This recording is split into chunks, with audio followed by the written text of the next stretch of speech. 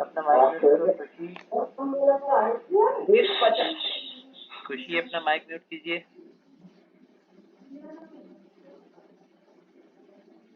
One mole solid liquid में convert होता है, उसमें जो एंथैल्पी चेंज है उसको कहते हैं हीट ऑफ फ्यूजन, और जिस टेम्परेचर पर ये एंथैल्पी चेंज होता है उस टेम्परेचर को क्या कहते हैं हम? ये टेम्परेचर कहलाएगा उसका मेल्टिंग पॉइंट। तो आपके पास delta S naught enthalpy of the fusion upon temperature T, T is melting point of that. अब यही कॉम्बिनेशन सॉलिड लिक्विड के लिए तो मेल्टिंग पॉइंट कहते हैं, लेकिन एक पर्टिकुलर कॉम्बिनेशन है वाटर का जिसमें हम कहते हैं ice and water. Ice water भी वैसे सॉलिड लिक्विड वाला कॉम्बिनेशन है, लेकिन इसके लिए हम इंस्टेड ऑफ मेल्टिंग पॉइंट या हम वर्ड यूज करते हैं फ्रीजिंग। तो इस केस में आप इसको लिखते हैं delta S naught is equal to enthalpy of freezing, और जो टेम्परेचर होगा उस टेम्परेचर को क्या कहेंगे हम? वो टेम्परेचर इसका फ्रीजिंग पॉइंट कहलाता है। देखो फ्रीजिंग पॉइंट केवल आइस वाटर केस में हम लेते हैं, बाकी सभी केसेस में आप मेल्टिंग पॉइंट यूज कर रहे हैं। तो दोनों में डिफरेंस समझ में आया? केवल वर्ड्स का डिफरेंस है। आइस वाटर के केस में इसको हम फ्रीजिंग पॉइंट कह रहे हैं, और कोई सॉलिड लिक्विड है तो उसको क्या कहते हैं? Melting point. सेकेंड कॉम्बिनेशन, अगर कोई कपड़ा अलग ले ना है तो और गैस का ना यू भी ना लिक्विड गैस इक्विलिब्रियम, तो उसमें जो एंट्रोपी चेंज है उसको आप कहेंगे delta S naught equals to enthalpy of vaporisation upon temperature. तो बताओ ये टेम्परेचर इस बार क्या कहलाएगा? Boiling point. Boiling point. तो ये बॉइलिंग पॉइंट हो गया। तूने कौन सा दिया? मैंने लिया। ये उसका बॉइलिंग पॉइंट हो गया डेल्टा एस। और यही कंपोनेंट अगर आप यहाँ पर सॉलिड से डायरेक्टली गैस फेज में कन्वर्ट करें विदाउट कन्वर्टिंग इनटू लिक्विड, तो ये जो एंट्रोपी चेंज होगा enthalpy of sublimation upon temperature, वो टेम्परेचर क्या कहलाएगा?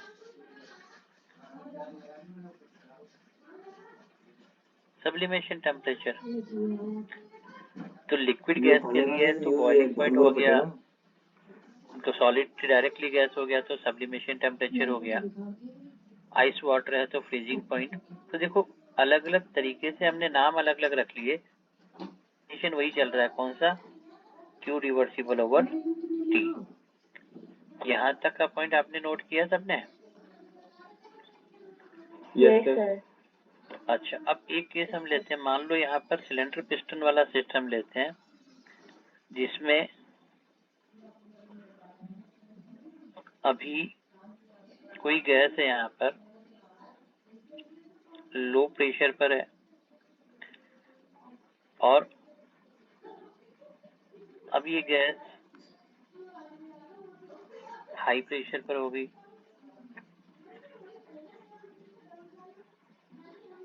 तो लो प्रेशर से हाई प्रेशर या हाई प्रेशर से लो प्रेशर, इस वाले केस में भी आप एंट्रोपी चेंज को कैलकुलेट कर सकते हैं, क्योंकि अभी अभी हमने देखा एंट्रोपी चेंज जो हमने लिखा था delta S is equal to Q reversible over T. अब रिवर्सिबल आइसोथर्मल सिस्टम में जो heat given to the system होगी वो work done by the system के बराबर हो जाएगी at temperature T. Work done के लिए हमने क्या फॉर्मूला लिखा था? -2.303 nRT log V2 upon V1 और अपॉन में टेम्परेचर T हो गया। तो अगर आपको यहाँ पर ये कैलकुलेशन करना, तो देखिए टेम्परेचर वाला जो पार्ट है T ये कैंसिल आउट हो गया। तो अब आप एंट्रोपी चेंज को डायरेक्टली क्या लिख सकते हैं? एंट्रोपी चेंज को मैंने लिखा -2.303 N R, T cancel out हो गया, लॉग V2 by V1, ये entropy change expansion compression reversible system वाले में कैलकुलेट कर सकते हैं वाल्टन के तरीके से। को प्रेशर की टर्म में लिखना होगा तो क्या लिख सकते हैं फॉर्मूले को? P1 by P2 हो जाएगा। बिल्कुल ठीक P1 है, by P2 हो जाएगा। इसको हमने लिखा P1 by P2 हो गया। प्रेशर की टर्म में ये फॉर्मूला हमने इस तरीके से मॉडिफाई कर लिया। तो देखिए जहां जैसी कंडीशन है हम उसको फॉर्मूले को ऐसे यूज कर रहे हैं। एक्सपेंशन कंप्रेशन के लिए liquid gas equilibrium, solid gas equilibrium, freezing point, melting point या प्रोडक्ट माइनस रिएक्टेंट दे रखा। तो ये जो सभी फॉर्मूले हमने लिखे क्वेश्चन को देख करके एज पर द रिक्वायरमेंट जहां जैसा इंफॉर्मेशन दिया हुआ है आप उसको उसके अकॉर्डिंग कैलकुलेट कर सकते हैं। ये सभी फॉर्मूले याद आए आपको, समझ में आए? यस। अब आ जाओ पेज नंबर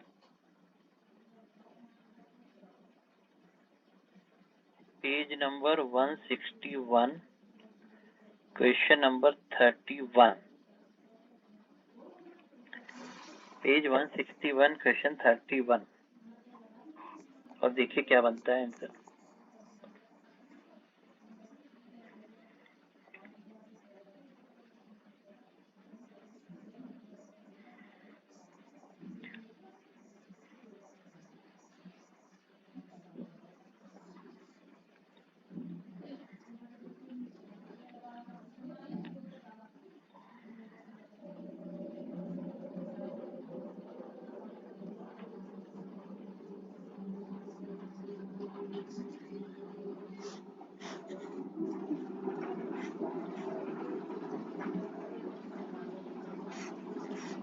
अच्छा, कौन सा फॉर्मूला यूज करेंगे ये तो बताएंगे, कौन सा फॉर्मूला यूज करेंगे आप?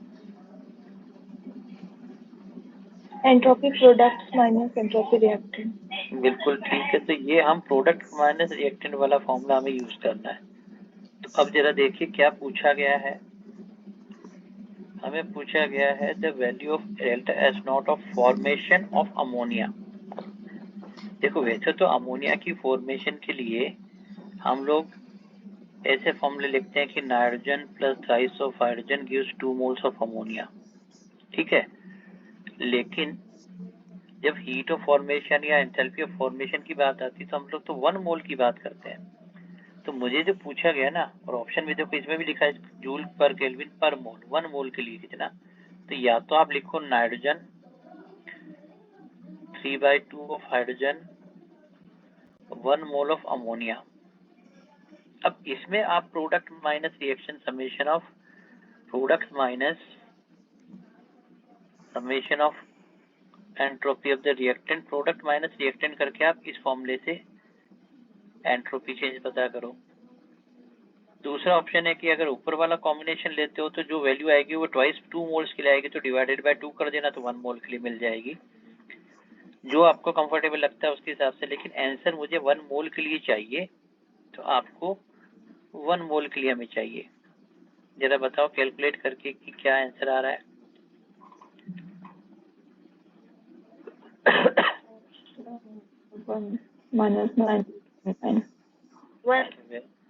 फर्स्ट ऑप्शन तो यहाँ पर आपने लिया डेल्टा एस नॉट कैलकुलेट किया -98.9 जूल पर केल्विन पर मोल। देखो ऑप्शन में भी पर मोल दिया हुआ है, तो मुझे 1 मोल के लिए चाहिए था। अगर 2 मोल के लिए कैलकुलेट कर लिया हो तो बाय 2 करके आप इसको आंसर पर मोल की टर्म में देना चाहिए।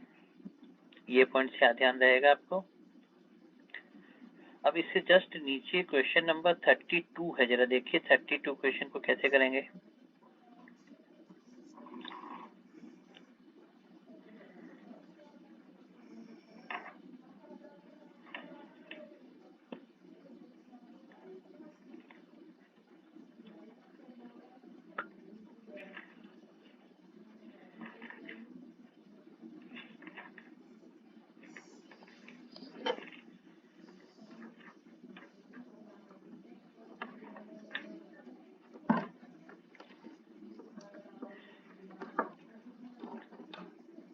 वैसे यहाँ पे फॉर्मूला कौन सा यूज करेंगे हम लोग?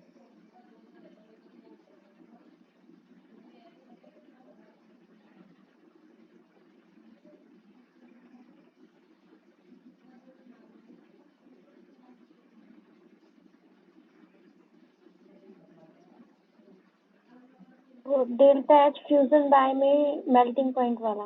मेल्टिंग पॉइंट वाला, बिल्कुल ठीक है, क्योंकि हमें यहाँ पर मेल्टिंग पॉइंट वाला कॉम्बिनेशन है तो ये फॉर्मूला यूज करना है। अब कैलकुलेशन में एक छोटी सी चीज ये ध्यान रखनी है कि देखो हमें टेम्परेचर पूछा है, देखो हीट ऑफ फ्यूजन भी गिवन है, एंट्रोपी चेंज ऑफ फ्यूजन भी गिवन है, लेकिन एक दे रखा किलो कैलोरी में और एक दे रखा कैलोरी में। तो देखो डेल्टा एच हमें कितना दिया हुआ है, 7.26 किलो कैलोरी। तो काम करते हैं इसको इंटू 10⁻³ कर देता हूँ, तो ये कैलोरी में कन्वर्ट हो गया, डिवाइडेड बाय टी। टी तो हमें फाइंड आउट करना है, और उस तरफ डेल्टा एस नॉट कितना, एस नॉट हो जाएगा 6.73। 6.73 पे काम करता हूँ, इस 6.73 को यहाँ ले लेता हूँ, 6.73 कैलोरी पर मोल, और इससे मुझे मिल जाएगा टेम्परेचर टी। अब जरा बताओ ये टी की वैल्यू कितनी आ रही है? Sir first option 805.75 degree Celsius.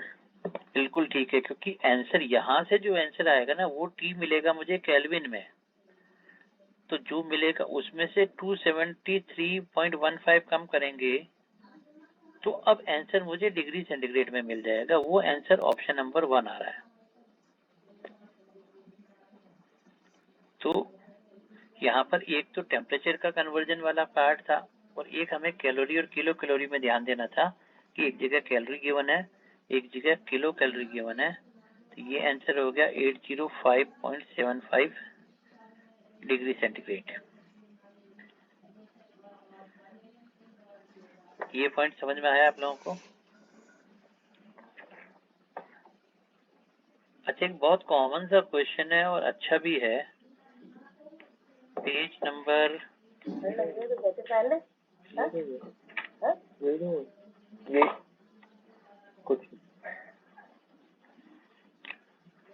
Page number 157, question number 19। Page number 157, question number 19।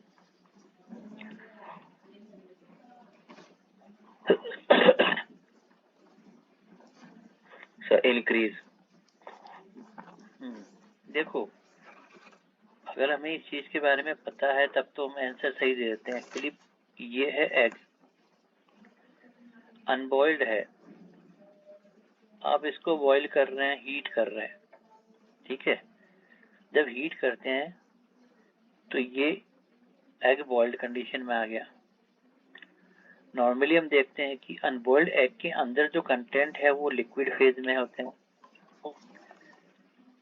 और जब बॉइल हो जाता है तो ये अंदर का जो कंटेंट है वो सॉलिड फेज में आ जाता है।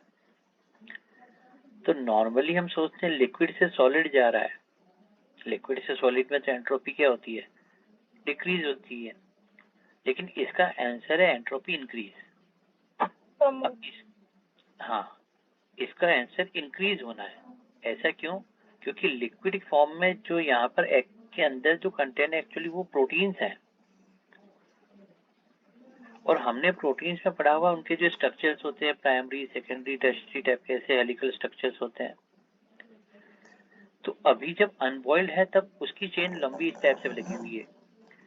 जब आप उसको हीट कर रहे हो तो हीट करने पर क्या होता है कि ये जो इसकी कॉइल्स बनी हुई थी ऑन हीटिंग ब्रेक हो जाती है। ऑन हीटिंग ये कॉइल्स ब्रेक हो गई। इस प्रोसेस को हम क्या कहते हैं? इसको कहते हैं डीनेचुरेशन ऑफ प्रोटीन।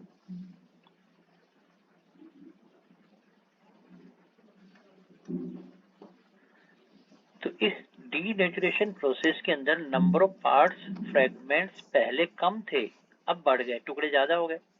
तो इसमें क्या हो जाएगा, इस प्रोसेस में एंट्रोपी इंक्रीज हो जाती है। तो नॉर्मली हम सोचते हैं कि सॉलिड से लिक्विड से सॉलिड हो गया तो डिक्रीज होनी चाहिए, लेकिन ये नॉर्मल लिक्विड टू सॉलिड नहीं है। It is example of denaturation of proteins, और प्रोटीन्स के डीनेचुरेशन की वजह से इसके अंदर एंट्रोपी में इंक्रीज हो रहा है। ये पॉइंट ध्यान रखेंगे आप।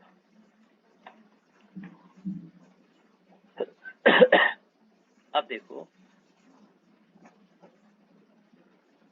अभी जो हमने ये सारे फॉर्मूले यूज किए, product minus reactant, heat of fusion, freezing, sublimation, melting, सब कुछ, इनसे ओवरऑल हम लोग कंक्लूजन ये निकालते हैं, देखो, कि entropy of system plus entropy of surrounding,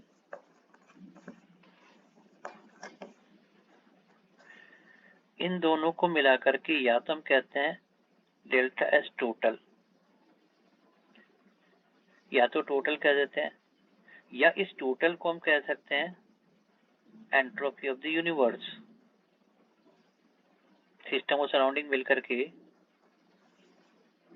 universe बन जाता है।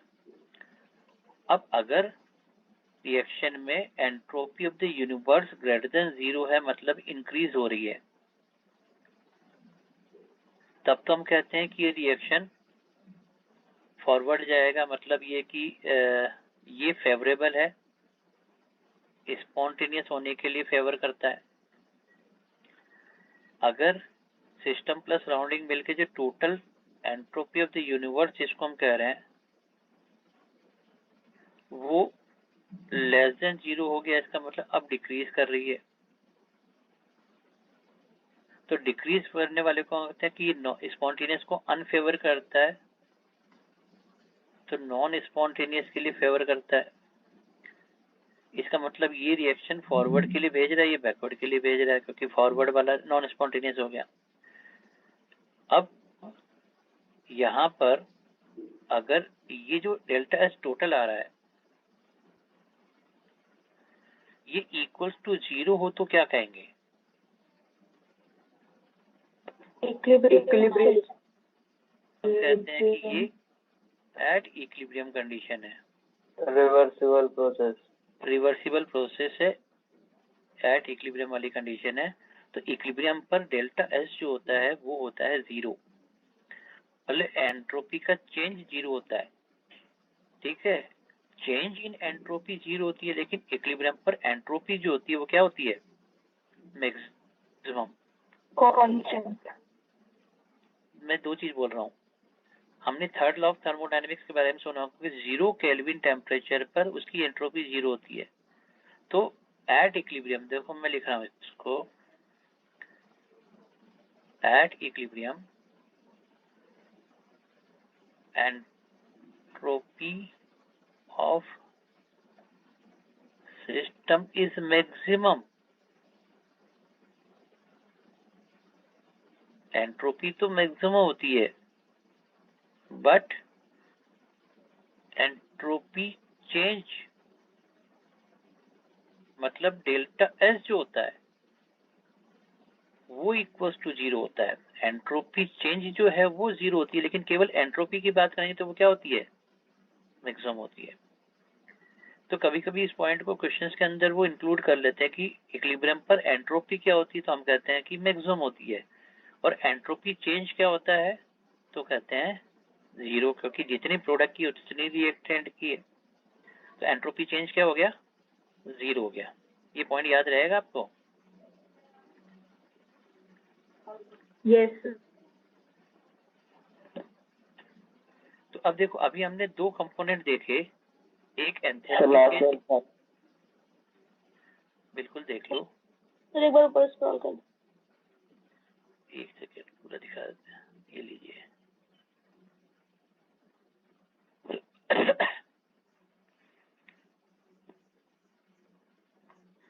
थोड़ा ऊपर और करना है।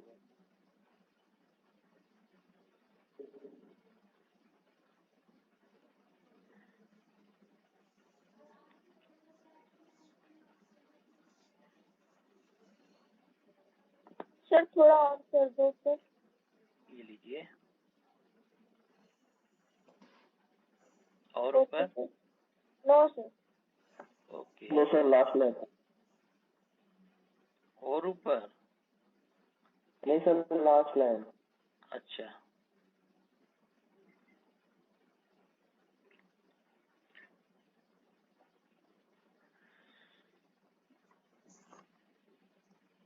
बस।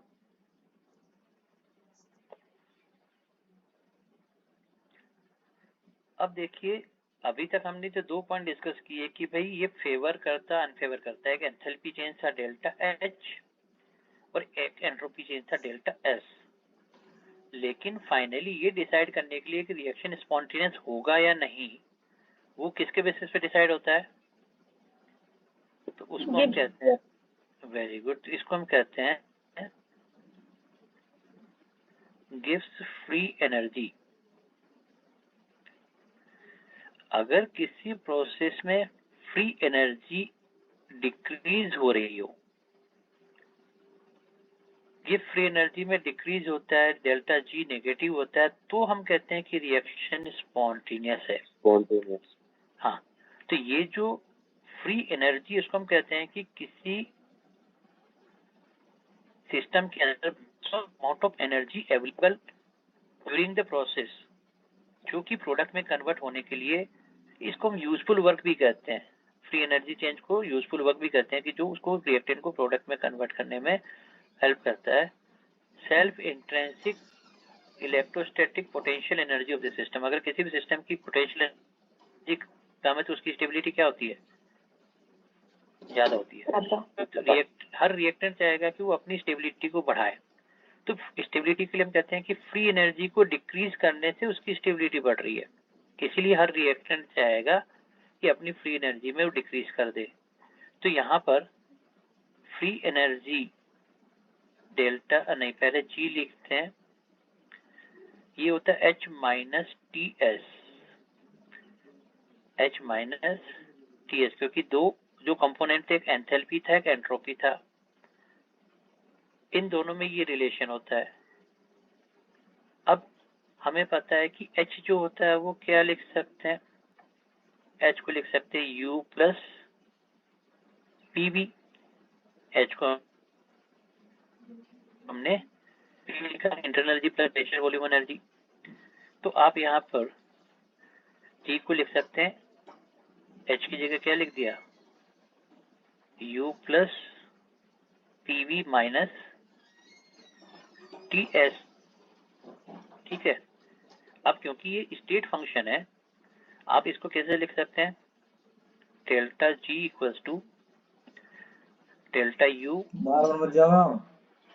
डेल्टा PV परेशान न हो रहा हूँ, डेल्टा TS। गेट खोल दी बराबर। तब तो मैंने डेल्टा डेल्टा कर दिया। अब अगर कोई प्रोसेस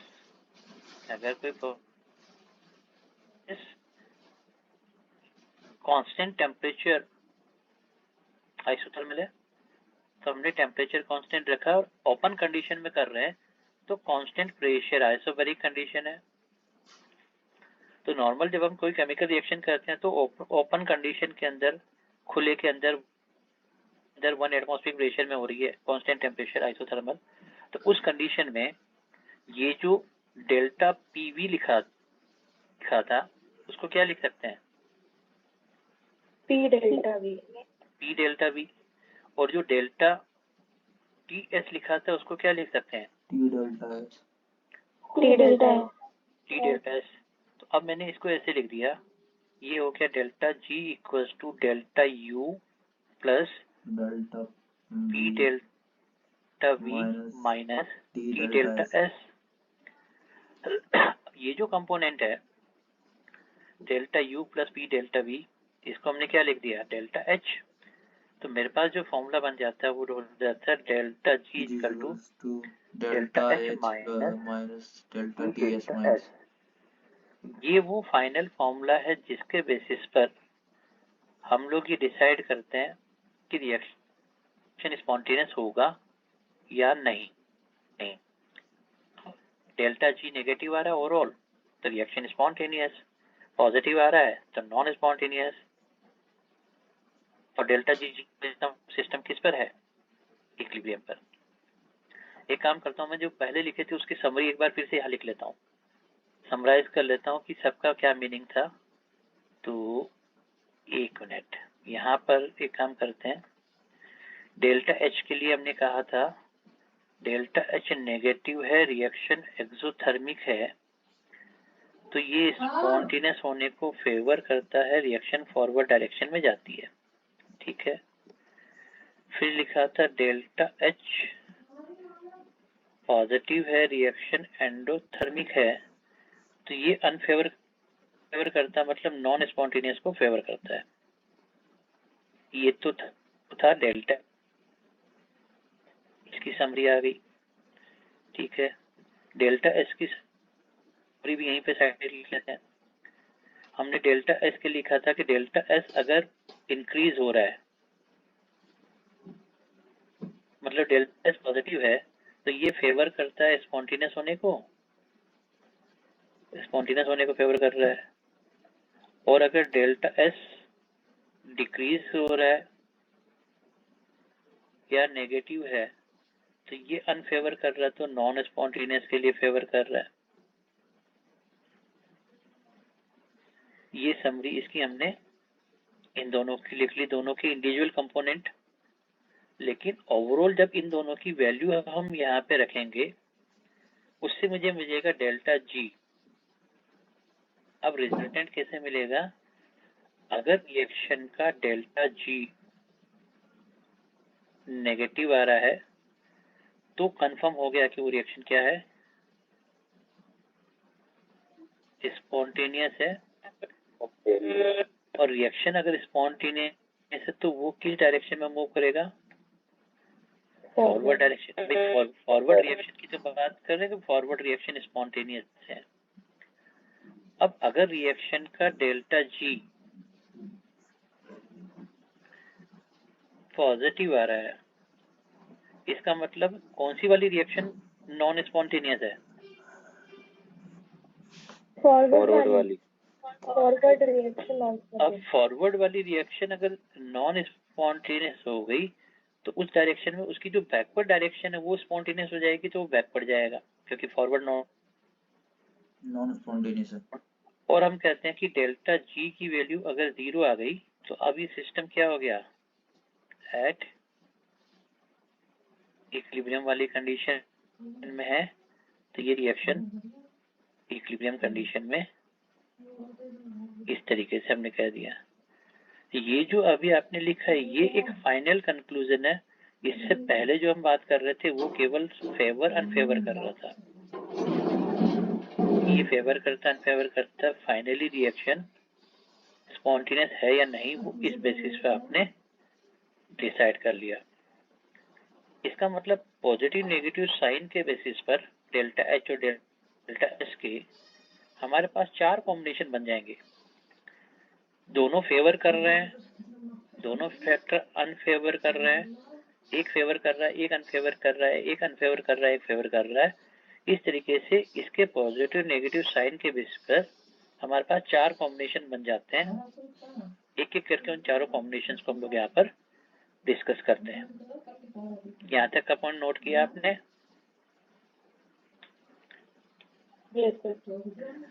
अब देखो रिएक्शन होगी या नहीं, उसके लिए मेरे पास ये चारों कंपोनेंट, तो हम कहते हैं केस 1।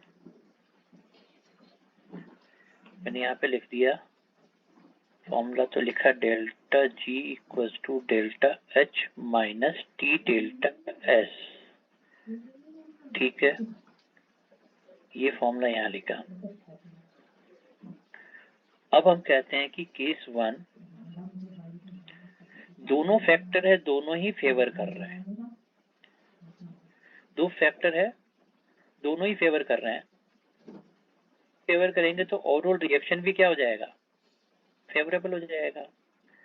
मैंने कहा फेवर कर रहा है, डेल्टा एच नेगेटिव है, रिएक्शन स्पॉन्टेनियस है, फॉरवर्ड जाना चाहिए, फेवर कर रहा है।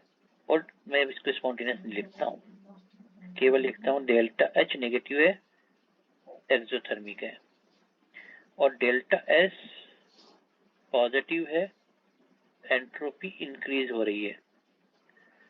अब ये दोनों फैक्टर हम कहते हैं फेवर करते हैं। अब देखो इस वाले फॉर्मूले में ये तो हो गया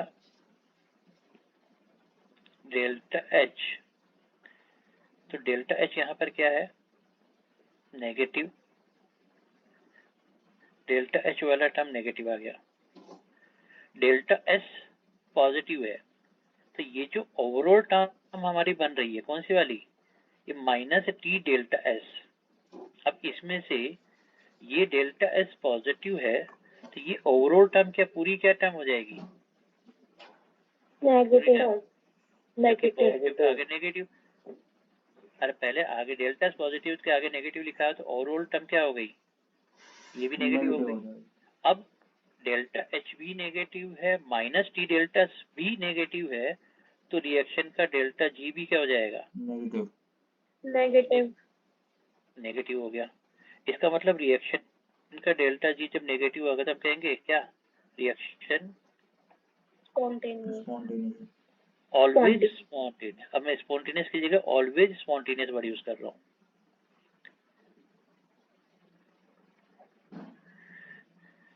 इसका मतलब अगर दो फैक्टर है दोनों ही फेवर कर रहे हैं तो रिएक्शन हमेशा फेवरेबल होगी, क्योंकि दोनों ही सपोर्ट कर रहे हैं। अब इसका रिवर्स ले लेते हैं, दो फैक्टर है दोनों ही फेवर नहीं कर रहे हैं, तो रिएक्शन कभी हो ही नहीं सकती है। तो मैंने लिया केस 2, इस बार दोनों ही फैक्टर फेवर नहीं कर रहे हैं, तो रिएक्शन कभी भी फेवरेबल नहीं होगी। कैसे, डेल्टा एच पॉजिटिव है, अगर रिएक्शन एंडोथर्मिक है और उस रिएक्शन का डेल्टा एस भी नेगेटिव है, एंट्रोपी भी डिक्रीज कर रही है। अगर ये दोनों ही फैक्टर, ये भी अनफेवर कर रहा है, ये भी अनफेवर कर रहा है, तो अब देखो मैंने क्या कहा, delta H minus T delta S और डेल्टा जी। अब देखना डेल्टा एच क्या हो गया मेरा, पॉजिटिव, डेल्टा एस नेगेटिव है, तो माइनस टी डेल्टा एस वाला पूरा कंपोनेंट क्या हो गया, माइनस माइनस प्लस हो गया, ये टर्म भी पॉजिटिव हो गया। अब जब दोनों कंपोनेंट पॉजिटिव हो गए तो obviously delta G also positive, और अगर डेल्टा जी पॉजिटिव हो गया तो मैं कहूंगा it is always non spontaneous.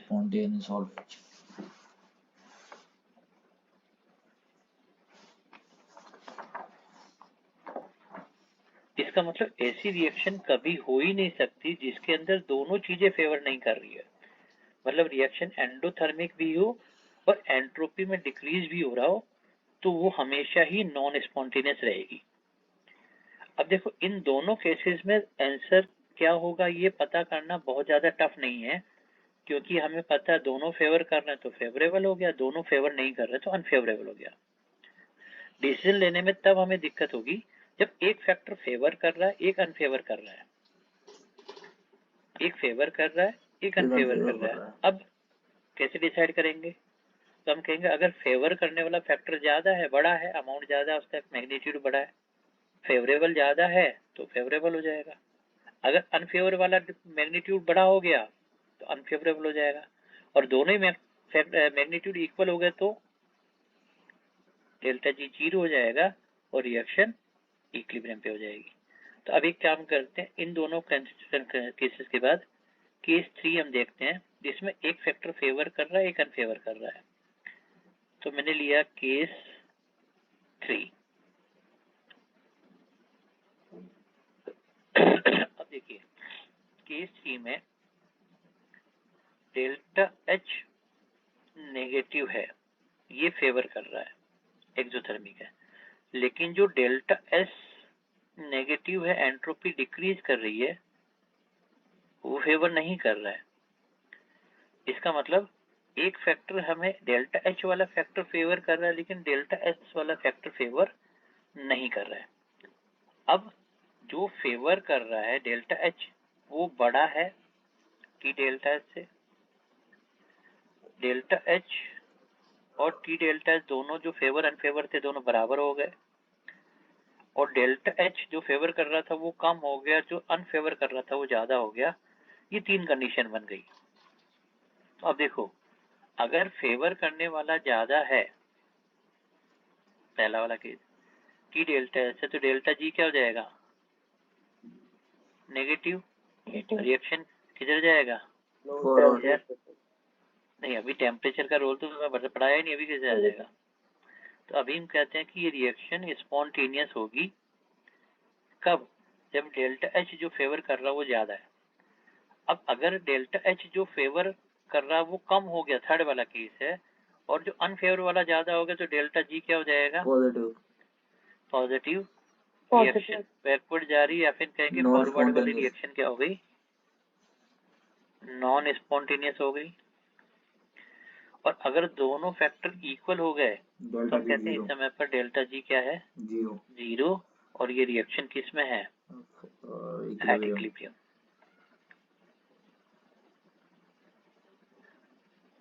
तो इसमें जो फेवर फैक्टर कर रहा है, जो फेवर कर रहा है फैक्टर, वो बड़ा होना चाहिए। तो हमारे लिए सपोर्ट वाला कंपोनेंट कौन सा हो गया? Delta should be greater than T delta S, क्योंकि ये फेवर कर रहा है। अब फोर्थ केस देखते हैं जो इसका रिवर्स है। अब फोर्थ केस में क्या हुआ? केस 4, इस बार एंथैल्पी ये फेवर नहीं कर रही है, मतलब डेल्टा एच पॉजिटिव है, डेल्टा एच पॉजिटिव है और एंडोथर्मिक है, लेकिन एंट्रोपी फेवर कर रहा है।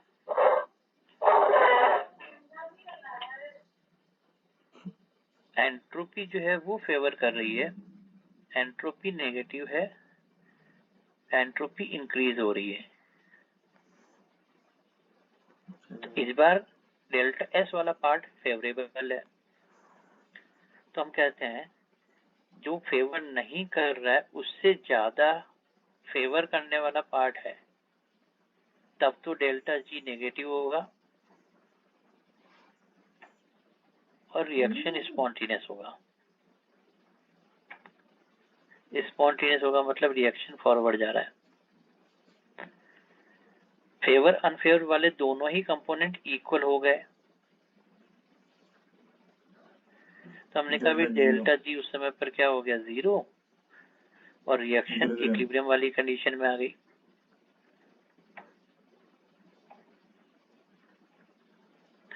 लेकिन इस बार अनफेवर वाला फैक्टर बड़ा हो गया फेवर वाले फैक्टर के कंपैरिजन में, तो डेल्टा जी इसका पॉजिटिव हो जाएगा, रिएक्शन नॉन स्पॉन्टेनियस हो जाएगी और डायरेक्शन बैकवर्ड हो जाएगा। तो इस बार जो फैक्टर है वो क्या होना चाहिए? फेवर वाला ज्यादा होना चाहिए, मतलब T delta should be greater than delta H, तो रिएक्शन स्पॉन्टेनियस होगी। अब यार ये बताओ, अभी अभी हमने क्वेश्चन जो किया था, इस वाले क्वेश्चन पे नजर डालो। इस क्वेश्चन में ये जो डेल्टा एच एंथैल्पी है ये भी एक फिक्स वैल्यू थी। कौन सी वैल्यू? ये वैल्यू भी फिक्स थी। इसका जो एंट्रोपी चेंज था ये भी फिक्स है, मतलब एंथैल्पी की वैल्यू भी फिक्स है, एंट्रोपी की वैल्यू भी फिक्स है। तो ये less than greater than equal to वाली जो कंडीशन बन रही है वो कौन डिसाइड कर रहा है कि लेस देन है ग्रेटर देन इक्वल टू? क्योंकि डेल्टा एच और डेल्टा एस तो दोनों केसेस में क्या है? फिक्स है। टेम्परेचर। तो अब देखो, अब हम यहाँ पर चारों केस डिस्कस करने के बाद इसमें स्पॉन्टेनियस या नॉन स्पॉन्टेनियस होने के लिए इफेक्ट ऑफ टेम्परेचर, इस टेम्परेचर का इफेक्ट क्या होगा वो देखो। फर्स्ट केस में हमने कहा कि चाहे कोई भी टेम्परेचर हो, अगर दोनों ही फैक्टर फेवर कर रहे हैं तो इट इज ऑलवेज स्पॉन्टेनियस। तो मैं यहाँ पर एक काम करता हूँ, इसको ऐसे लिखता हूँ कि ये स्पॉन्टेनियस एट ऑल टेम्परेचर, सभी टेम्परेचर, चाहे कोई भी टेम्परेचर हो, हर टेम्परेचर पर ये स्पॉन्टेनियस ही रहेगी। इसको लिख दिया स्पॉन्टेनियस एट ऑल टेम्परेचर। दोनों फैक्टर अनफेवर कर रहे हैं तो हमने कह दिया non spontaneous at all temperature. किसी भी टेम्परेचर पर ये हमेशा ही नॉन स्पॉन्टेनियस रहेगी। तो देखो टेम्परेचर का इफेक्ट इन दोनों कंडीशन में नहीं बन रहा है। टेम्परेचर का इफेक्ट केवल थर्ड और फोर्थ केस में बन रहा है, जिसके अंदर एक फैक्टर फेवर कर रहा है, यहाँ पर ये वाला फैक्टर फेवर कर रहा है। तो केस 3 और केस 4, अब इन दोनों में ही हमें इफेक्ट ऑफ टेम्परेचर देखना पड़ेगा। तो मैंने यहाँ पर कहा भी केस 3 क्या है, अभी लिखते हैं। हमने यहाँ पर ये कह दिया कि फर्स्ट और सेकंड केस में तो टेम्परेचर का कोई इफेक्ट नहीं होगा, ऑलवेज। क्या कह रहे हैं? केस 4 देखना है।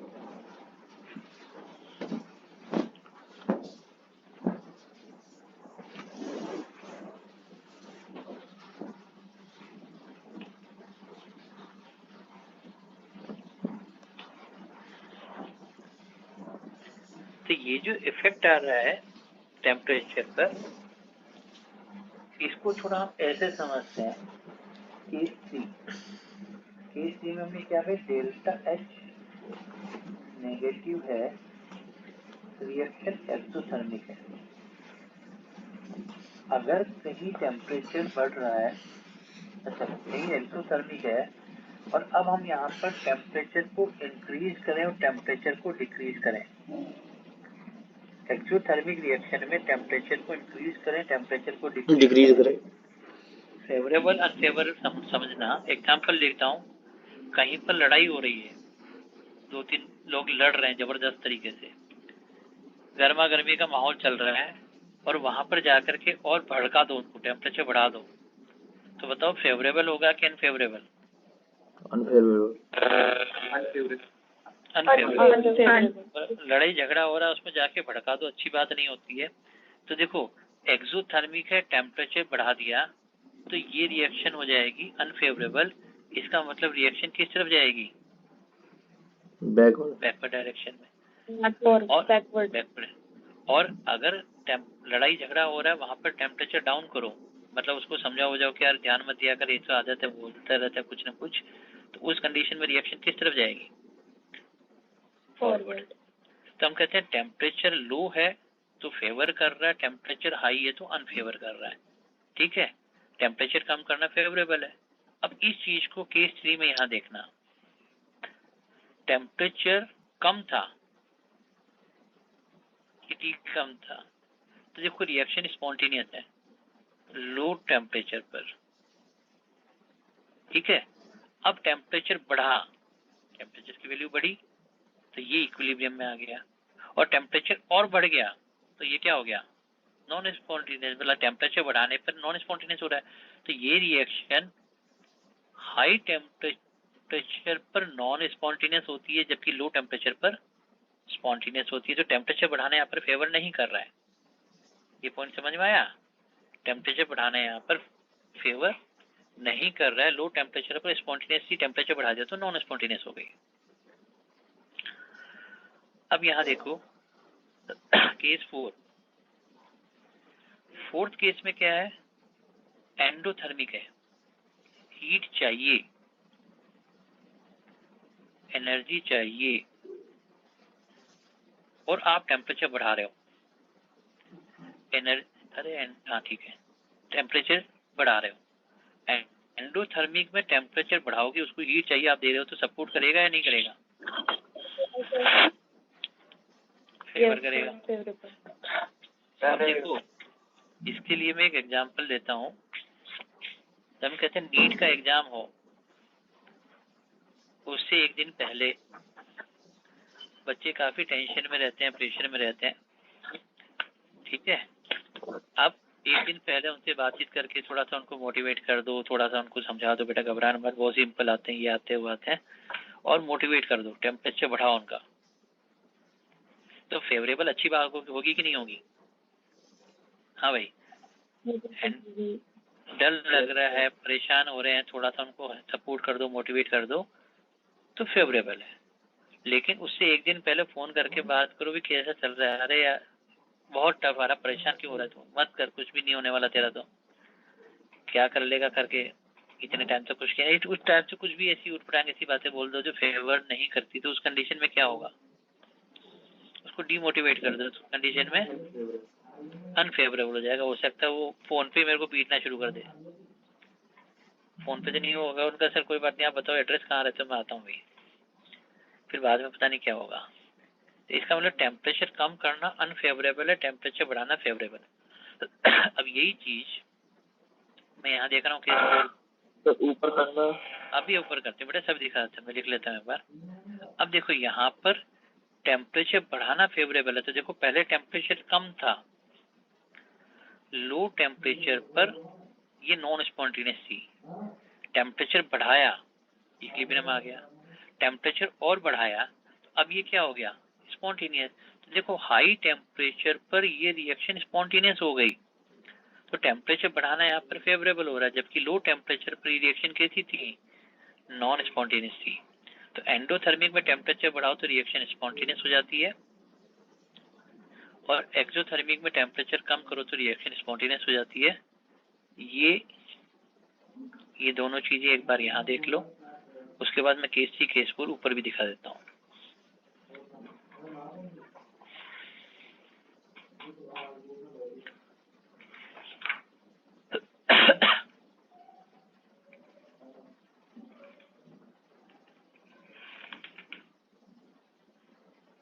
नोट कर लिया भाई? Yes yes. तो देखो अब आप आ जाओ, सर वो केस 3 केस 4 ऊपर वाला दिखा दे। अच्छा हाँ हाँ देखो, पहले की दोनों ही दिखा देते हैं। चलो ये केस 3 यहाँ पर ऐसे है, सर सर केस 4 में डेल्टा एस पॉजिटिव नहीं आना चाहिए? गलत लिख दिया क्या कुछ? हाँ लिखा, इंक्रीज सही लिखा है ना, बिल्कुल सही कह रही है, दोनों चीज पॉजिटिव हो गई। सर नीचे कर दो केस 4। यस सर केस 4 फिर से बता दो एक बार कैसे कर रहा था टेम्परेचर के साथ? देखो हम ये कह रहे हैं कि एग्जाम से पहले डर लग रहा है, टेम्परेचर बढ़ाएंगे तो फेवर करेगा, और डीमोटिवेट कर दो उसको, को तेरा कुछ नहीं हो सकता, अगले जन्म तक कुछ नहीं होने वाला तेरा, ऐसा कह दे तो अनफेवरेबल। इसका मतलब टेम्परेचर बढ़ाने पर फेवर कर रहा है, सपोर्ट कर रहा है, ठीक है। अब इसमें देखो टेम्परेचर, थर्ड कंडीशन देखना, टी डेल्टा एस कम है, मतलब टेम्परेचर कम है, तो लो टेम्परेचर पर ये रिएक्शन नॉन स्पॉन्टेनियस है। मैंने टेम्परेचर बढ़ाया, पहले इक्विलिब्रियम आया, टेम्परेचर और बढ़ाया, तो अब ये फेवर कर रहा है, तो हाई टेम्परेचर पर ये रिएक्शन कैसी हो गई, स्पॉन्टेनियस, और लो टेम्परेचर पर कैसी थी, नॉन स्पॉन्टेनियस। का मतलब टेम्परेचर बढ़ाने पर रिएक्शन फेवर कर रहा है और बढ़ जाएगा। ओके। अब आप आ जाइए पेज नंबर 162, क्वेश्चन नंबर 5। तो मैंने लिखा पेज नंबर 162, क्वेश्चन नंबर 5।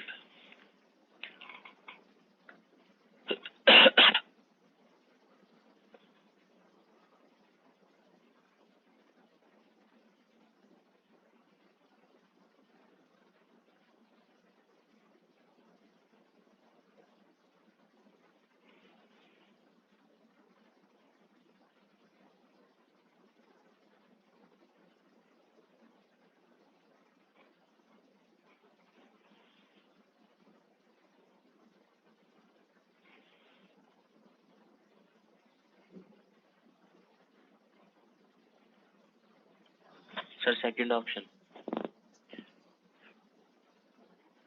चलो देख लेते हैं। ये कह रहा है कि देखो डेल्टा एच तो दिया हुआ है 35.5 किलो जूल पर मोल। बताओ एक्सोथर्मिक है कि एंडोथर्मिक?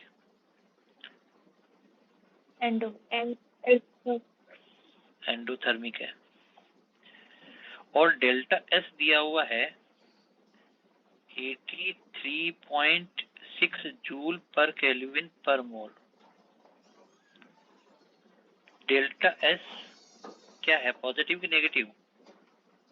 पॉजिटिव। अब बताओ ये चारों केसेस में से कौन सा वाला केस बन रहा है?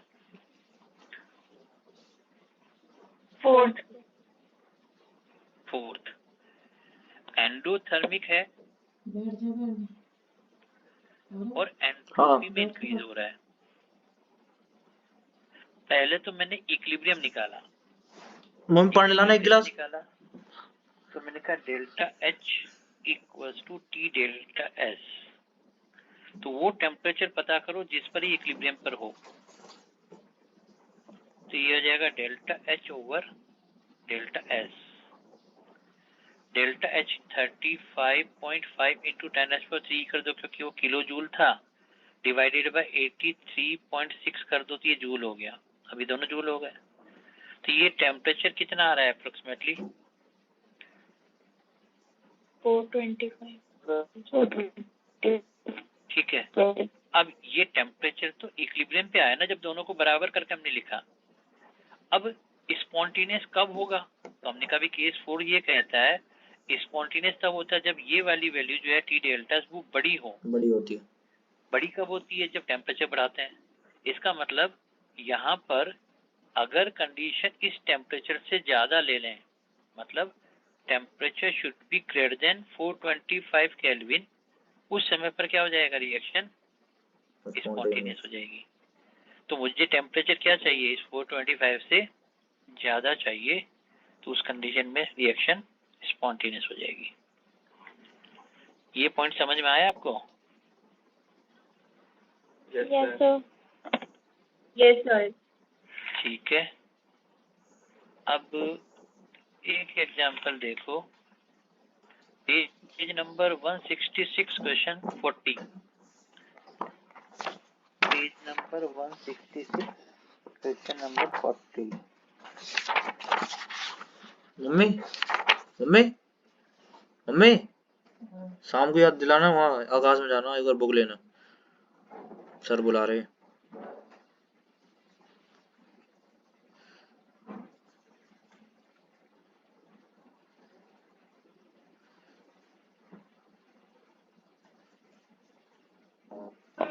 Option 4 sir. ऑप्शन 4।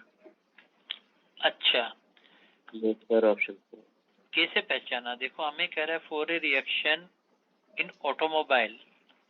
ऑटोमोबाइल मतलब कंबशन। एक सब्सटेंस दे रखा है, उसका कंबशन कर रहे हैं, CO2H2 बन रहा है। तो ये बताओ कंबशन जो होता है वो एक्सोथर्मिक होता है कि एंडोथर्मिक? एक्सोथर्मिक। कंबशन है एक्सोथर्मिक। एक्सोथर्मिक बाहर निकलती है। अब कंबशन एक्सोथर्मिक वाला डेल्टा एच नेगेटिव हो गया। ठीक है।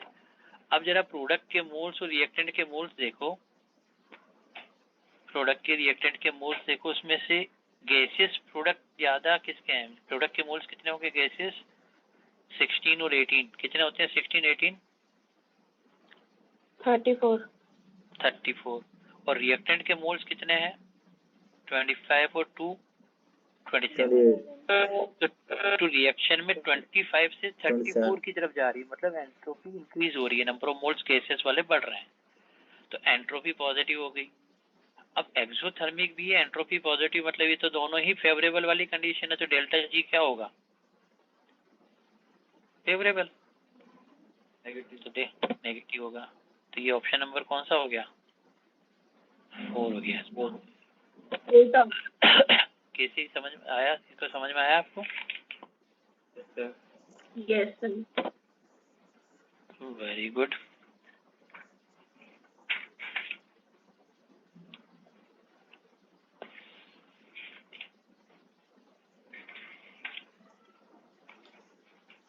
मम्मी पानी। एक पेज नंबर 163 पर क्वेश्चन नंबर 10 है, जरा पहचानो कैसे करेंगे। Page number 163 question number 10।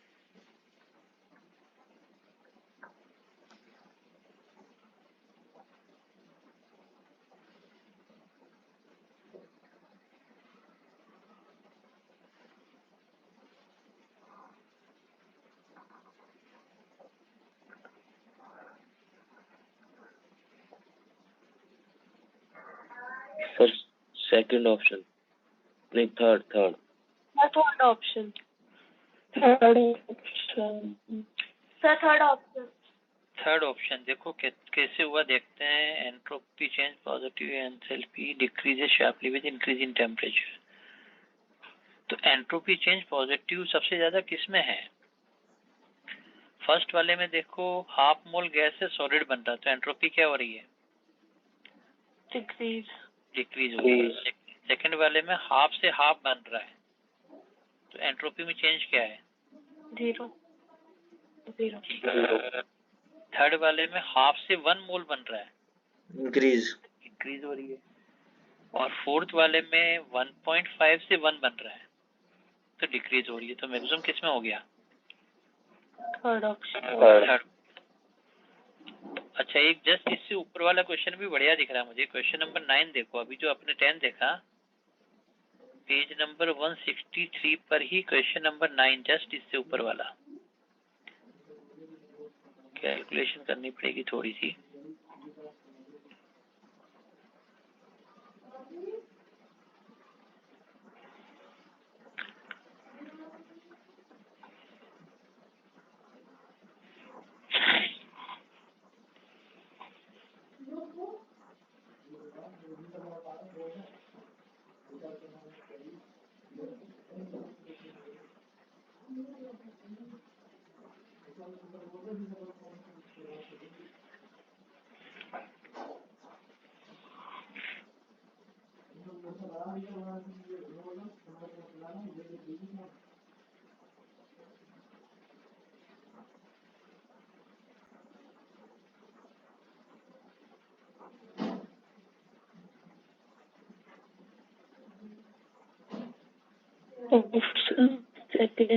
Second option -2.7। अच्छा,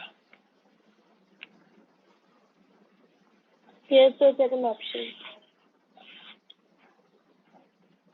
देखो पहले हमें ये दिया कि X2O4 ये लिक्विड है, गैस में चेंज हो गया। XO2 ये गैस बन रहा है। डेल्टा U गिवन है, डेल्टा S गिवन है, डेल्टा G चाहिए।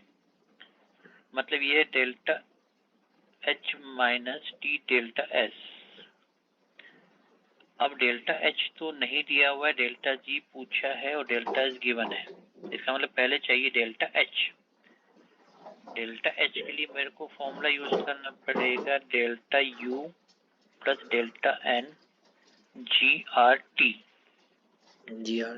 अब डेल्टा U तो हमें दे रखा 2.1 2.1 किलो कैलोरी। एक काम करते हैं, into 10⁻²3। ठीक है, किलो को किलो ही रख लेते हैं, तो फिर इसको 2.1 ही रख लेते हैं। ओके, प्लस डेल्टा N, बताओ रिएक्शन का डेल्टा N कितना है?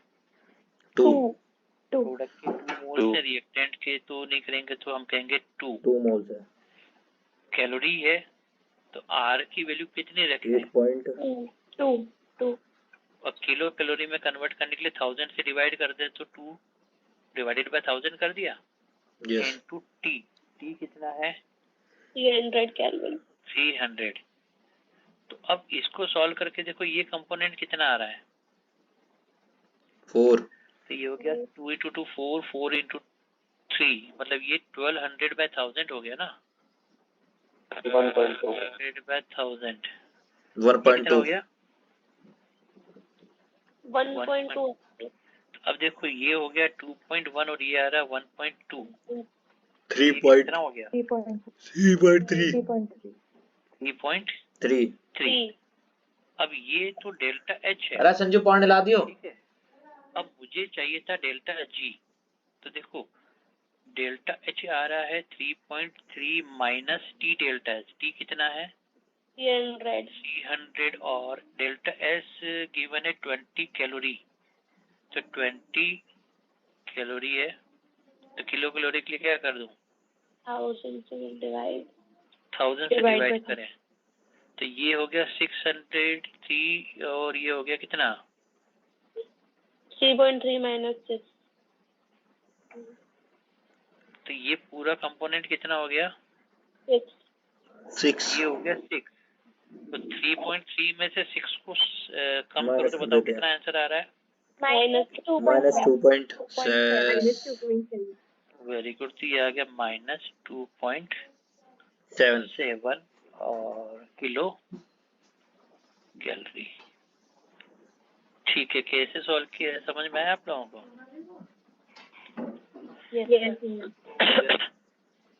ठीक है, तो नोट किया, पेज चेंज कर दूं?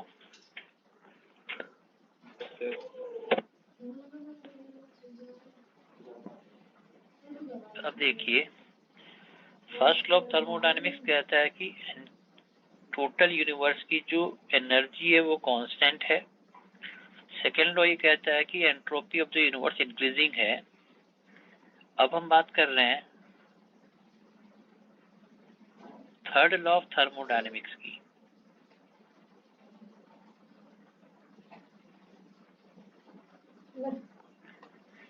थर्ड लॉ ऑफ थर्मोडायनेमिक्स क्या कहता है कि अगर किसी क्रिस्टलाइन सॉलिड का फॉर्मेशन किया जाए 0 केल्विन टेम्परेचर पर, मतलब 0 केल्विन टेम्परेचर, इस पर किसी क्रिस्टलाइन सॉलिड का फॉर्मेशन करें तो वो एक परफेक्टली क्रिस्टलाइन सॉलिड बनेगा जिसमें कोई डिसऑर्डर नहीं है।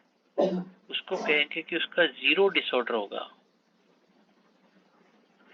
0 डिसऑर्डर मतलब कोई एंट्रोपी नहीं है, उसकी 0 एंट्रोपी होगी। और जो 0 एंट्रोपी है उसी को हम कहते हैं एब्सोल्यूट एंट्रोपी।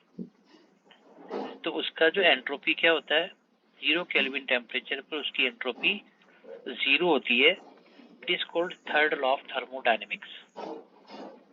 अब इसको समझने के लिए एक डायग्रामेटिक अगर मैं कंडीशन देखूं तो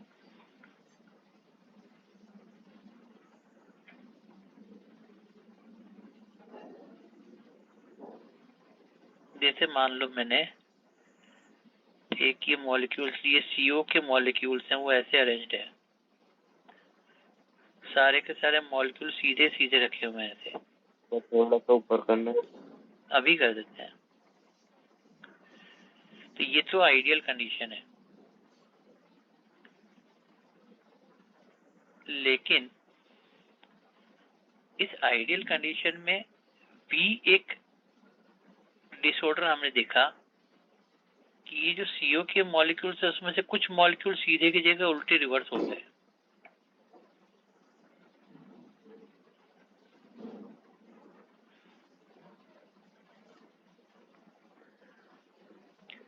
तो ये जो एंट्रोपी अब हम देख रहे हैं किसमें, ये सीक्वेंसिंग में जो चेंजेस आ गए, एक यहाँ पर आ गया, एक यहाँ पर आ गया, एक यहाँ पर आ गया, इस सीक्वेंसिंग में जो चेंजेस आ गए इसको हम कहते हैं रेजिडुअल एंट्रोपी।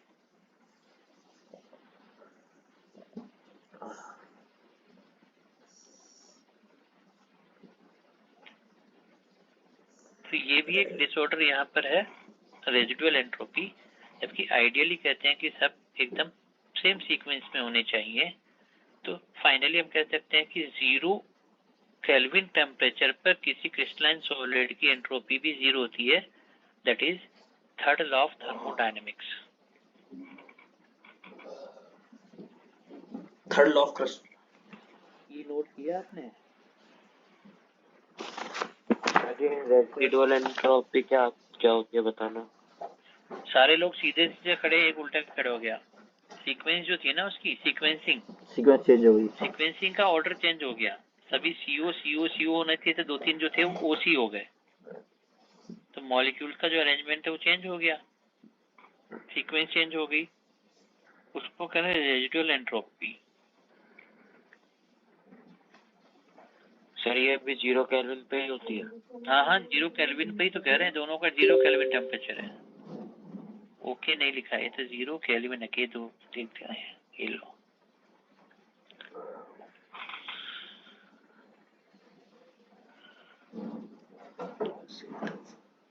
अच्छा एक चीज और याद है, जरा मुझे क्वेश्चन पूछते हैं आपसे।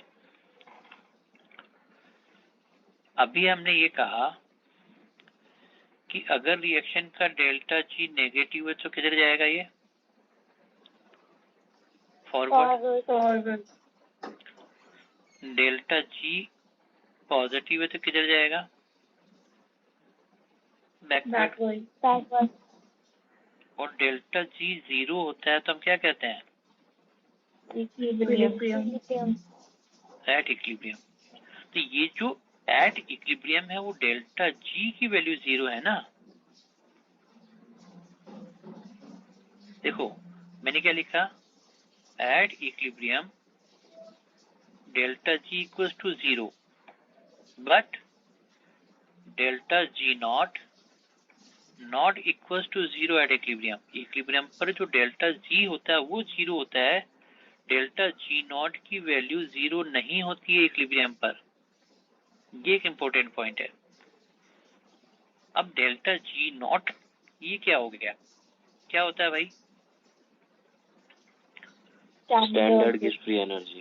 अब देखो या तो हम ये लिखते हैं कि delta G not of reaction को लिख सकते हैं delta G not of the formation of products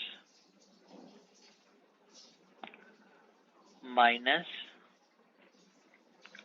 delta G not of the formation of reactants. Sorry, और उनका समेशन। एक तो हमने formation products minus formation reactant का डेल्टा G नॉट लिख दिया। दूसरा जो रिलेशन है उसको हम लिखते हैं कि डेल्टा G नॉट जो होता है वो होता है delta G plus 2.303 RT log Q। Q को QC लिख लेते हैं। अब ये QC क्या होता है? तो केमिकल इक्विलिब्रियम में इसको हम कंसंट्रेशन, हाँ ठीक है, तो QC जो होता है वो कंसंट्रेशन कोएफिशिएंट होता है, ठीक है, कंसंट्रेशन कोएफिशिएंट। अब जब ये रिएक्शन इक्विलिब्रियम पे होगा तो एट इक्विलिब्रियम डेल्टा G तो हो जाता है 0 और जो QC होता है वो किसके इक्वल हो जाता है? के इक्विलिब्रियम के, KC या के इक्विलिब्रियम कह लो। तो QC जो होगा उसको हम इक्विलिब्रियम कांस्टेंट KC या के इक्विलिब्रियम के बराबर होता है। अब एक काम करते हैं, ये दोनों वैल्यू इस फॉर्मूले में रख देते हैं। तो डेल्टा G की वैल्यू तो हो गई 0। तो अब अगर मुझे डेल्टा G नॉट लिखना है तो इसको मैं लिखूंगा माइनस 2.303 RT लॉग, और QC की जगह क्या लिख दूंगा? के इक्विलिब्रियम। तो इक्विलिब्रियम पर डेल्टा G नॉट तो 0 नहीं होता है, कितना होता है? तो ये हो जाता है minus 2.303 eight equilibrium delta G not होता है माइनस 2.303 RT लॉग के इक्विलिब्रियम के बराबर। तो इक्विलिब्रियम पर डेल्टा G 0 होता है, डेल्टा G नॉट 0 नहीं होता है। अब इसमें यस सर में minus delta G equals to delta G not नहीं आना चाहिए था? अपोजिट लिख दिया सर, डेल्टा G नॉट और डेल्टा G। Yes sir. आवाज कम बंद करो। हाँ बोलो क्या कह रहे हो?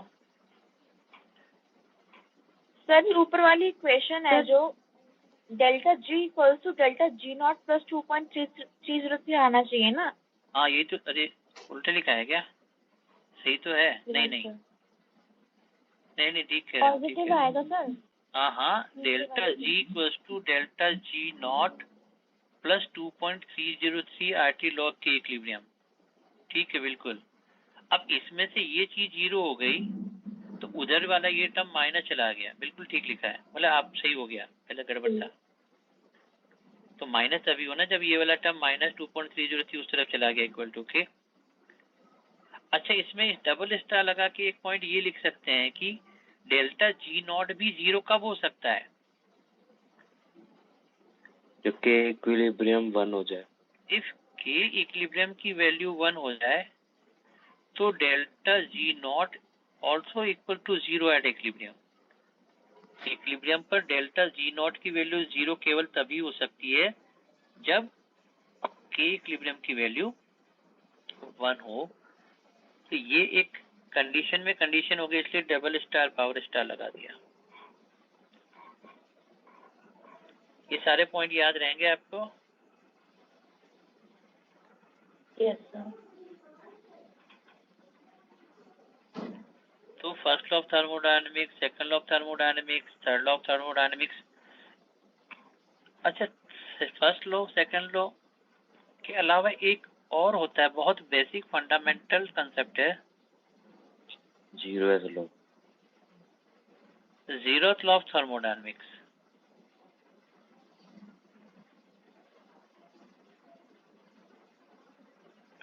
जीरो क्यों हो गया यार? फर्स्ट था, सेकंड था, थर्ड था। तो एक्चुअली हम कहते हैं कि फर्स्ट से ज्यादा एडवांस सेकंड है, सेकंड से ज्यादा एडवांस थर्ड है, मतलब इंक्रीजिंग ऑर्डर में है। अब एक बहुत बेसिक फंडामेंटल कंसेप्ट है, लेकिन पता कब चला? जब फर्स्ट लॉ बन चुका था।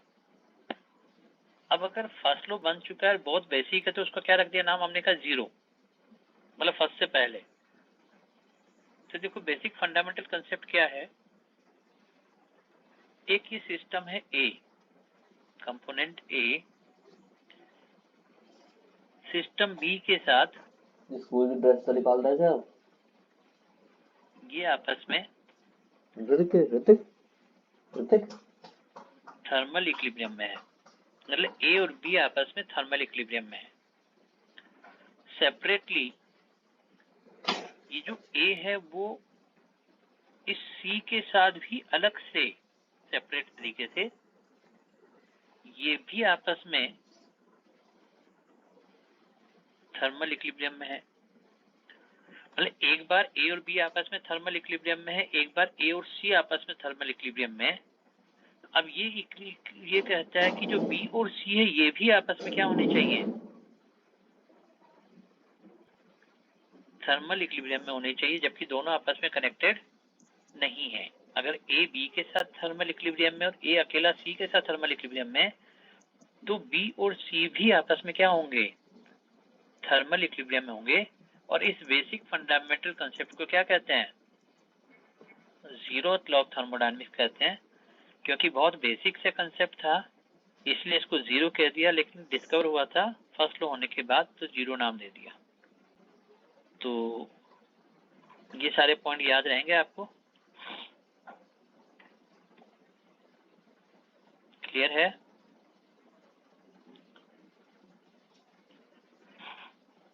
कहाँ चले गए अभी सब लोग? Yes sir.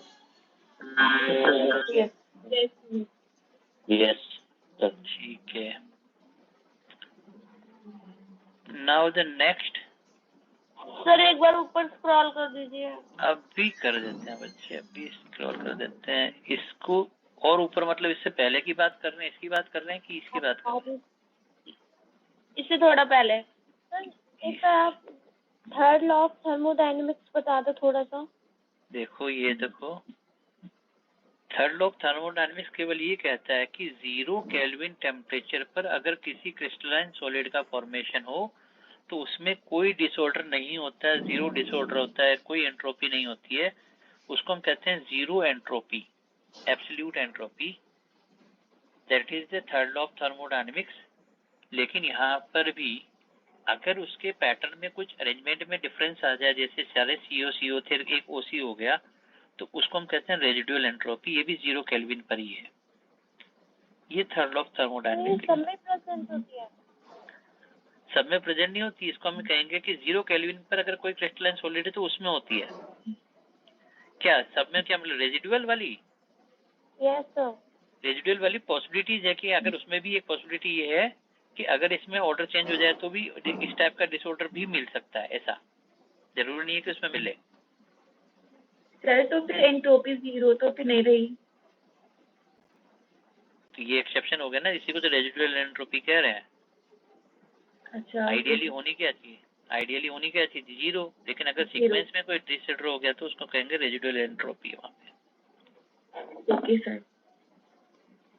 अरे आइडियल गैस मिलती है क्या? आइडियल गैस मिली नहीं। आइडियल सॉल्यूशंस मिले? No sir. तो आइडियल सॉलिड क्या होगा? आइडियल सॉलिड भी क्या होगा? नहीं मिलेंगे। नहीं मिलते हैं, लेकिन लो इसी तरीके से बना हुआ है। तो नोट किया भाई, चेंज कर दूं इसको?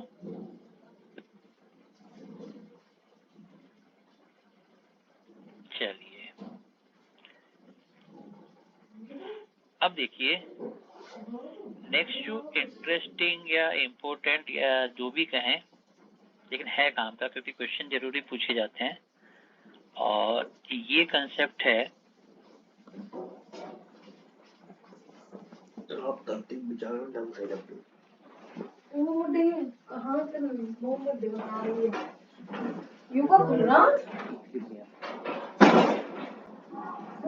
एक्चुअली इक्विलिब्रियम एक प्रॉपर्टी है जो रिवर्सिबल रिएक्शंस में होती है। इक्विलिब्रियम का मतलब ये हो गया कि रिएक्शन कैसी है? रिवर्सिबल है। बाय डिफॉल्ट मान के चलते कि रिएक्शन रिवर्सिबल है। इरिवर्सिबल में तो कभी इक्विलिब्रियम का कंसेप्ट ही नहीं आता है। अब इक्विलिब्रियम को हम 2 मेजर पार्ट में डिवाइड करते हैं। एक कहलाता है फिजिकल इक्विलिब्रियम,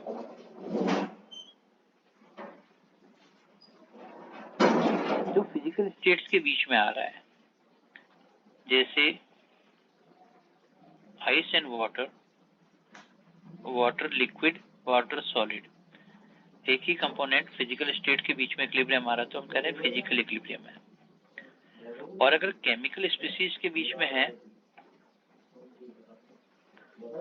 तो हम कहते हैं केमिकल इक्विलिब्रियम, केमिकल स्पीशीज के बीच में।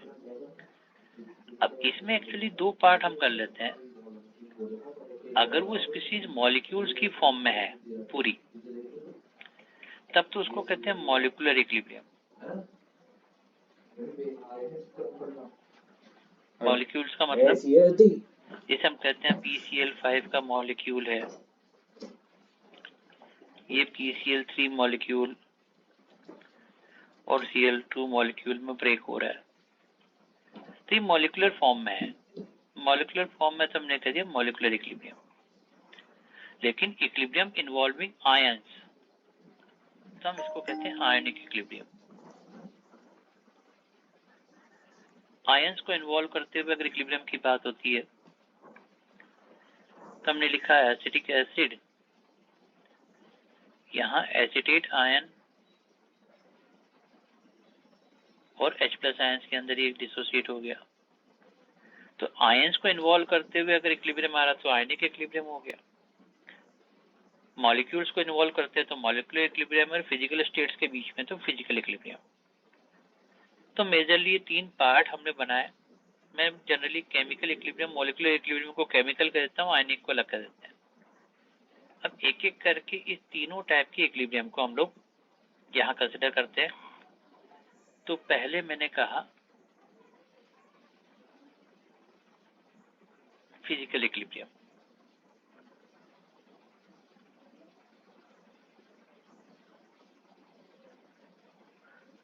फिजिकल स्टेट्स के बीच में।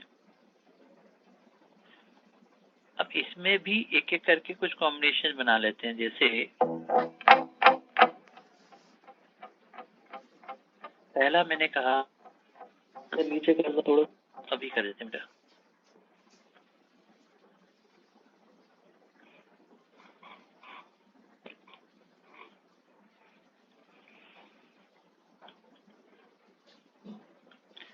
पहला मैंने लिखा सॉलिड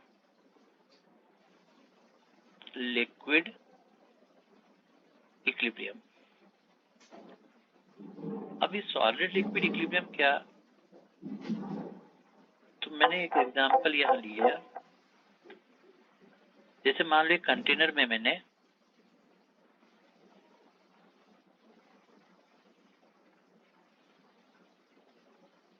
ये क्या भरा हुआ है, इसमें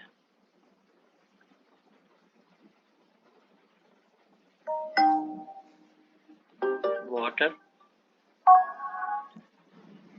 और इसके अंदर मैंने एक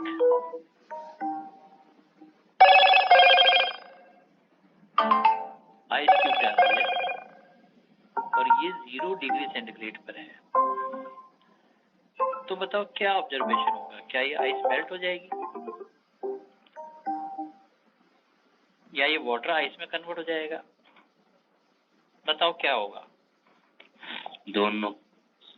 दोनों स्टेट होंगे। दोनों स्टेट होगी। इसका मतलब इस आइस का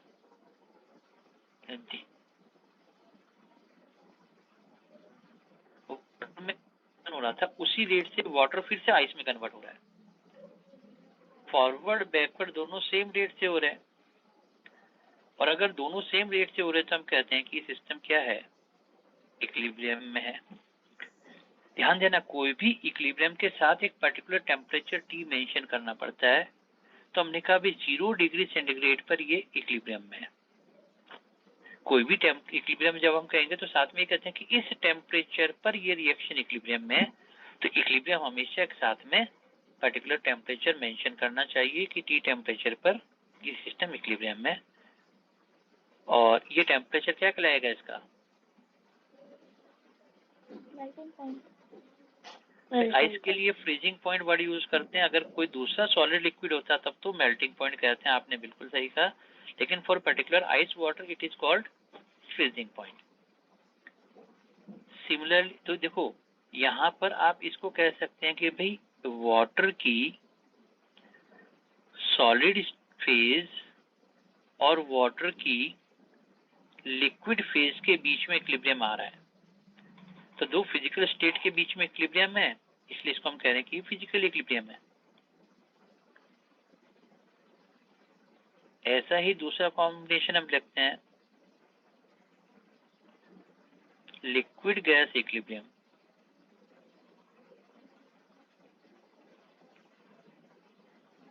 हमने ये एग्जांपल पहले भी डिस्कस किया था जब हम वेपर प्रेशर पढ़ रहे थे, फिर से दोबारा देखना। एक कंटेनर जिसमें इनिशियली वैक्यूम था और मैंने इसमें कोई लिक्विड यहां पर फिलअप कर दिया।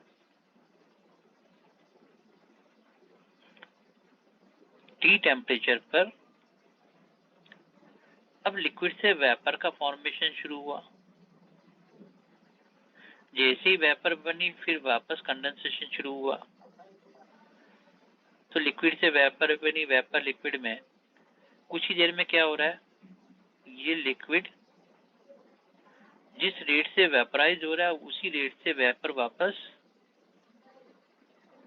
लिक्विड में कंडेंस हो रही है। तो लिक्विड का वेपर में और वेपर का लिक्विड में rate of vaporisation, rate of condensation दोनों सेम हो गया।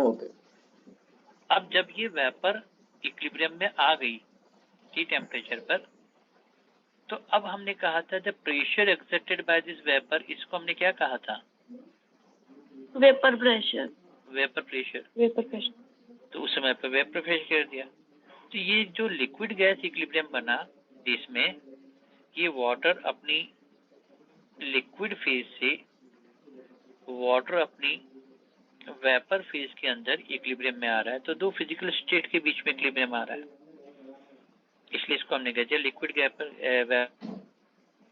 वेपर इक्विलिब्रियम फिजिकल स्टेट्स हैं। आप लिख सकते हैं सॉलिड गैस इक्विलिब्रियम। तो यहाँ पर सब्लिमेशन का एग्जांपल ले लेते हैं। भाई आयोडीन सॉलिड फेज में है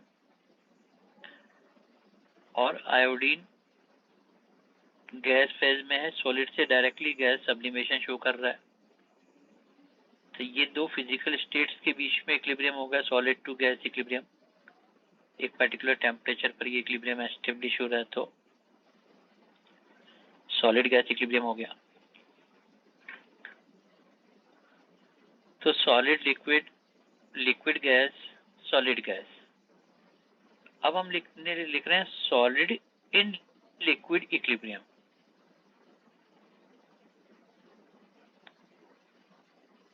देखो फर्स्ट हमने लिखा सॉलिड लिक्विड, फोर्थ हम लिख रहे हैं सॉलिड इन लिक्विड। क्या डिफरेंस है भाई दोनों में? सॉल्यूशन बन रहा है सॉलिड लिक्विड। बिल्कुल ठीक है। तो देखो इस बार मैंने वाटर एज ए सॉल्वेंट लेकर के ऊपर से कुछ अमाउंट में शुगर ऐड करना शुरू किया, डिसॉल्व कर रहे हैं। शुरू में 1 2 3 4 स्पून डाले, तब तक तो डिसॉल्व होती गई, लेकिन कुछ देर बाद क्या किया, ये शुगर अब डिसॉल्व नहीं हो रही है। तो यहाँ पर ये शुगर का सॉल्यूशन बन गया, एक्वा सॉल्यूशन बन गया। तो यहाँ पर आप कह सकते हैं कि एक सब्सटेंस शुगर का सॉलिड फेज और शुगर का जो एक्वस फेज है, सॉल्यूशन फेज, की आपस में इक्विलिब्रियम पे आ गए। तो ये सॉलिड इन लिक्विड इक्विलिब्रियम हो गया। हर इक्विलिब्रियम एक पर्टिकुलर टेम्परेचर पे होता है, तो इसको हमने कह दिया सॉलिड इन लिक्विड इक्विलिब्रियम।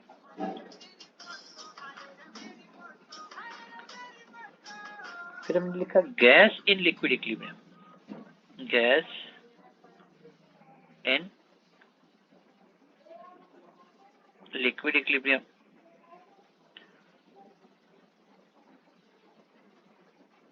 हमने एक सिलेंडर पिस्टन सिस्टम लिया, मूवेबल पिस्टन यहाँ लगा हुआ है, यहाँ पर लिक्विड यहाँ पे ले लिया या वाटर ले लिया,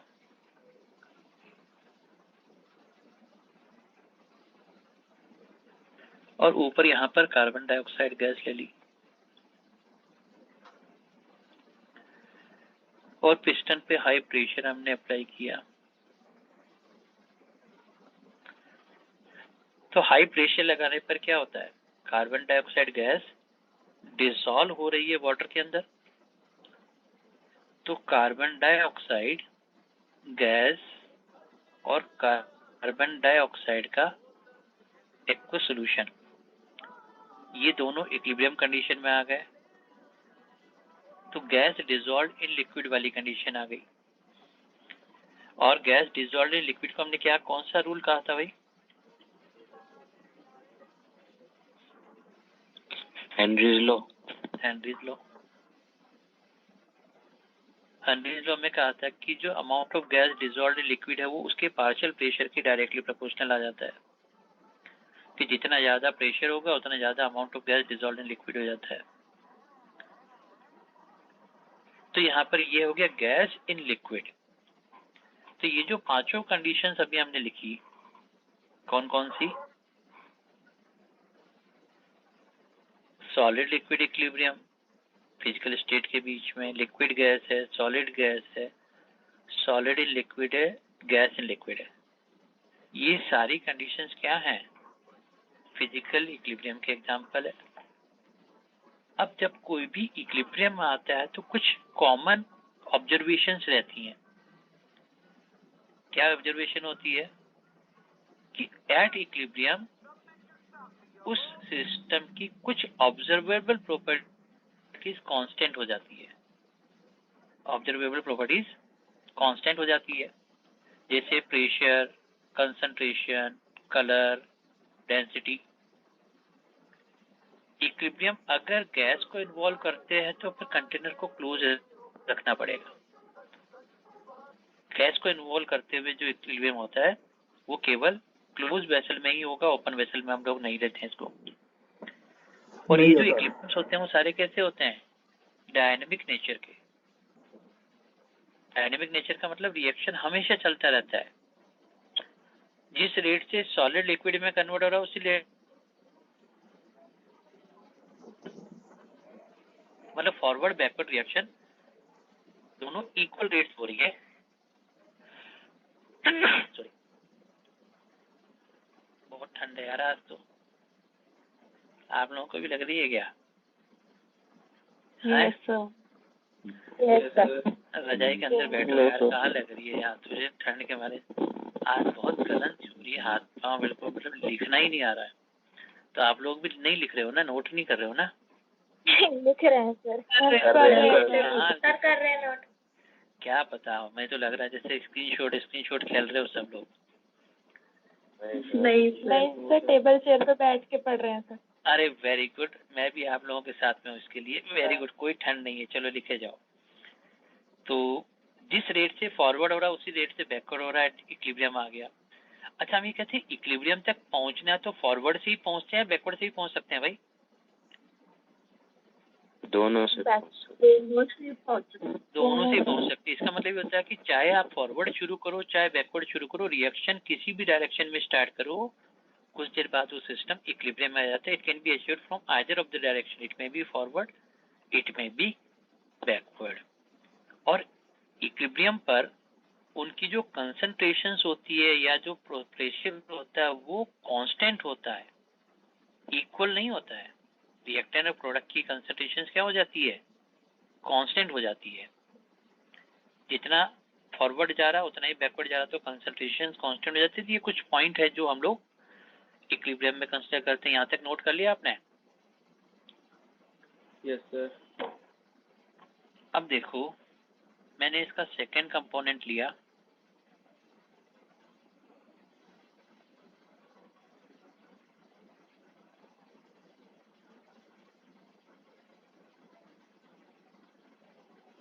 अब हम केमिकल इक्विलिब्रियम की बात कर रहे हैं। मतलब केमिकल स्पीशीज मॉलिक्यूलर फॉर्म में रिएक्शंस हो रही हैं।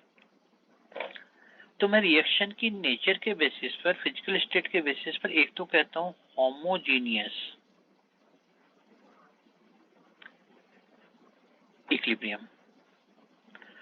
होमोजीनियस इक्विलिब्रियम का मतलब क्या हो गया कि रिएक्टेंट प्रोडक्ट सभी एक जैसी फिजिकल स्टेट में है। जैसे हाइड्रोजन गैस है, आयोडीन गैस है, और ये मिलकर के ट्वाइस ऑफ HI बना रहे हैं, ये भी गैस है। तो रिएक्टेंट प्रोडक्ट सभी सेम फिजिकल स्टेट में है। इसका मतलब जब भी आप रिएक्शन लिखो तो साथ में आदत रखो, हैबिट ये रखो कि यार उसमें फिजिकल स्टेट मेंशन करो। जैसे मैंने गैस लिखा, मैंने लिखा nitrogen combined with hydrogen it forms ammonia। इसमें सभी सेम फिजिकल स्टेट में है तो ये भी होमोजेनियस हो गया। मैंने लिखा PCl5 गैस डिसोसिएट हो रहा है, PCl3 गैस Cl2, ये भी होमोजेनियस है। मैंने लिखा N2O4 गैस डिसोसिएट हो रहा है ट्वाइस ऑफ NO2 गैस के अंदर, तो ये सभी सेम फिजिकल स्टेट है। जरूरी नहीं है कि केवल गैस ही हो। मैंने लिखा एसिड लिक्विड फेज में, अल्कोहल लिक्विड फेज में, ये एस्टर बन रहा है प्लस वाटर बन रहा है। तो एसिड अल्कोहल मिलकर एस्टर वाटर बन रहा है, ये भी तो सेम फिजिकल स्टेट है, सारे के सारे लिक्विड फेज में। जिसको हमने कहा तो स्क्रीन पॉज हो गई। अरे पॉज हो गई, बाकी लोगों को दिख रहा है क्या? Yes sir. Yes sir.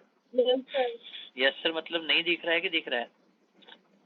दिख रहा है। कोई बात नहीं, ये लो, एक बार स्क्रीन को मैंने हटा दिया, फिर से वापस शेयर कर देते हैं, इसमें क्या तकलीफ है। तो अब स्क्रीन शेयर होती हुई दिख रही है, हिल रहा है तो हाँ भाई, जिसको नहीं दिख रही थी अब वो दिख रहा है। अरे भाई हाँ कि ना, क्या? अच्छा बताओ मैं क्या कर रहा हूँ?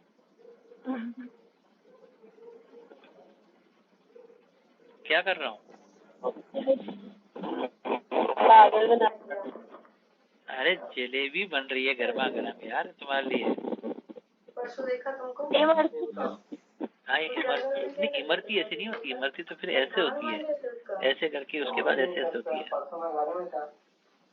फिर जलेबी तो स्पाइरल जलेबी ऐसी थोड़ी होती है, ये इमरती है। अरे यार मैं भूल गया था, हाँ ये दोनों ही इमरती है। एक जो है वो ठीक है यार, मुंह पानी आ गया, छोड़ो। सर नीचे कर दो थोड़ा सा। अरे एक मिनट यार, इमरती खा लेते मेरे को गर्मा गर्म है। ये खत्म कर दिया हमने। हाँ अब बताओ क्या कह रहे थे? इसको ऊपर शिफ्ट कर दें? लीजिए।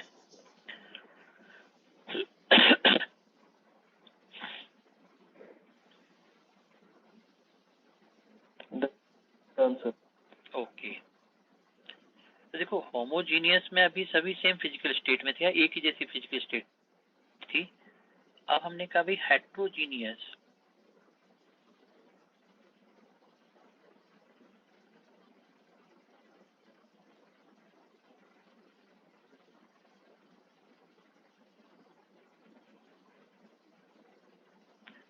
मतलब more than one physical states are present. Calcium carbonate solid, calcium oxide solid, carbon dioxide gas. तो इसमें एक से ज्यादा फिजिकल स्टेट है तो हम कहेंगे कि ये हेट्रोजीनियस इक्विलिब्रियम है। जैसे मैंने लिखा निकल सॉलिड, कार्बन मोनोऑक्साइड गैस,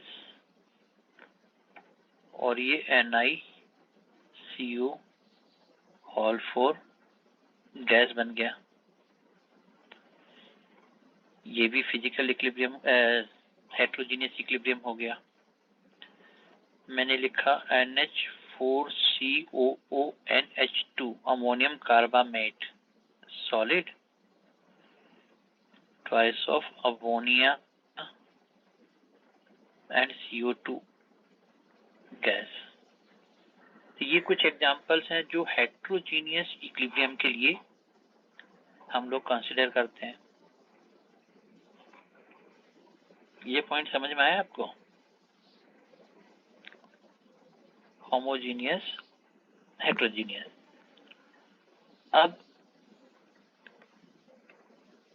यहां बात करते हैं केमिकल इक्विलिब्रियम के लिए।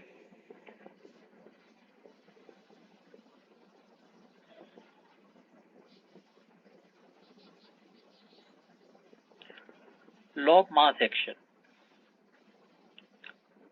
लॉ ऑफ मास एक्शन क्या कहता है?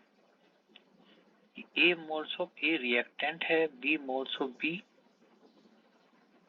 रिएक्टेंट है, और ये आपस में कंबाइन करके प्रोडक्ट्स बना रहे हैं। तो किसी भी रिएक्शन का जो रेट होता है वो उनकी रिएक्टेंट की एक्टिव मास के डायरेक्टली प्रोपोर्शनल होता है। Live stream to your reactant के एक्टिव मास के डायरेक्टली प्रोपोर्शनल होता है रिएक्शन का रेट। अब ये एक्टिव मास क्या होता है?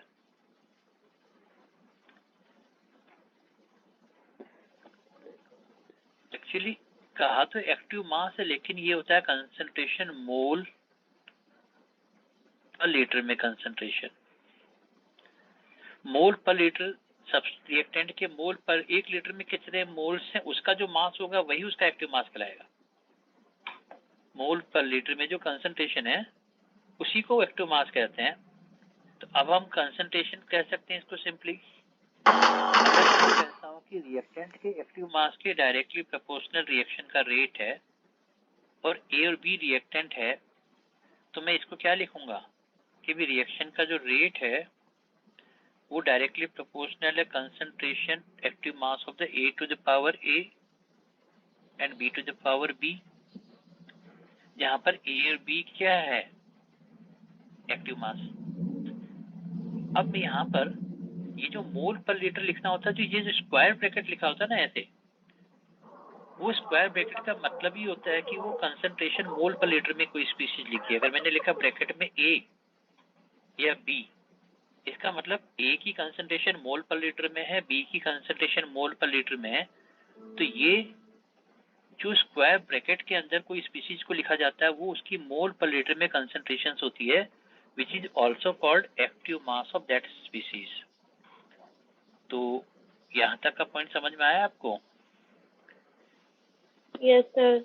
लॉ ऑफ मास एक्शन ये कहता है कि अगर रिएक्टेंट की कंसंट्रेशन ज्यादा होगी तो रिएक्शन का रेट भी ज्यादा होगा, कंसंट्रेशन ज्यादा तो रेट भी ज्यादा, कंसंट्रेशन कम तो रेट भी कम। अब सर हम कंसंट्रेशन को एक्टिव मास बोल रहे हैं? हाँ, यहाँ पर एक्टिव मास को हम कंसंट्रेशन बोल रहे हैं, एक्चुअली उसने पहले कहा था एक्टिव मास, ठीक है। अब वही जो कंसंट्रेशन है मोल्स पर लीटर, कितने number of moles per litre solution में प्रेजेंट है, वो उसका एक्टिव मास है। एक सेकंड रुको, मैं एक एक्टिव मास पे क्वेश्चन मुझे याद है कहीं ना कहीं था, एग्जाम्पल लेकर के क्लियर करते हैं जरा, एक सेकंड रुकना।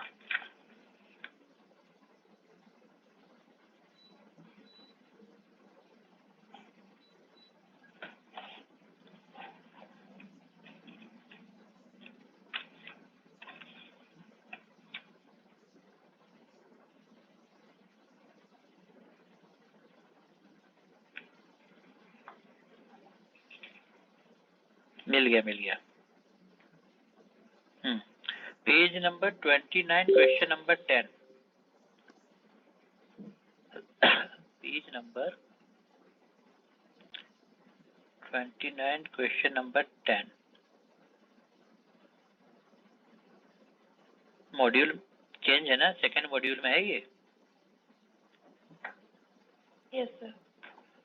अब देखो, अगर नहीं भी कोई बात नहीं, मैं लिख देता हूँ। क्वेश्चन में गिवन है कि हाइड्रोजन है 4 ग्राम, ऑक्सीजन है 32 ग्राम, नाइट्रोजन है 14 ग्राम और CO2 है 11 ग्राम, are taken in a bulb of 500 ml। अब ये सभी 500 ml के बल्ब में प्रेजेंट है। Which one of the following has maximum active mass?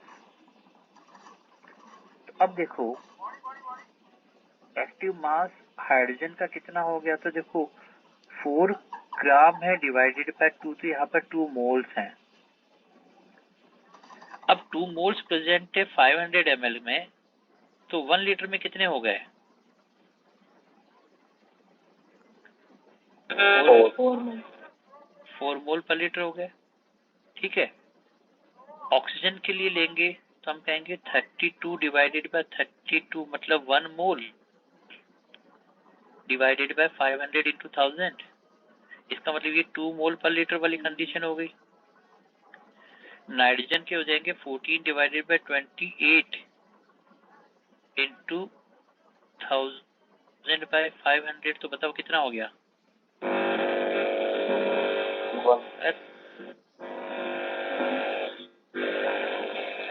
अरे बस ये हो गया 1 मोल पर लीटर, और CO2 के लिए हो जाएगा 11 बाय 44 इंटू 1000 बाय 500, ये कितना हो गया?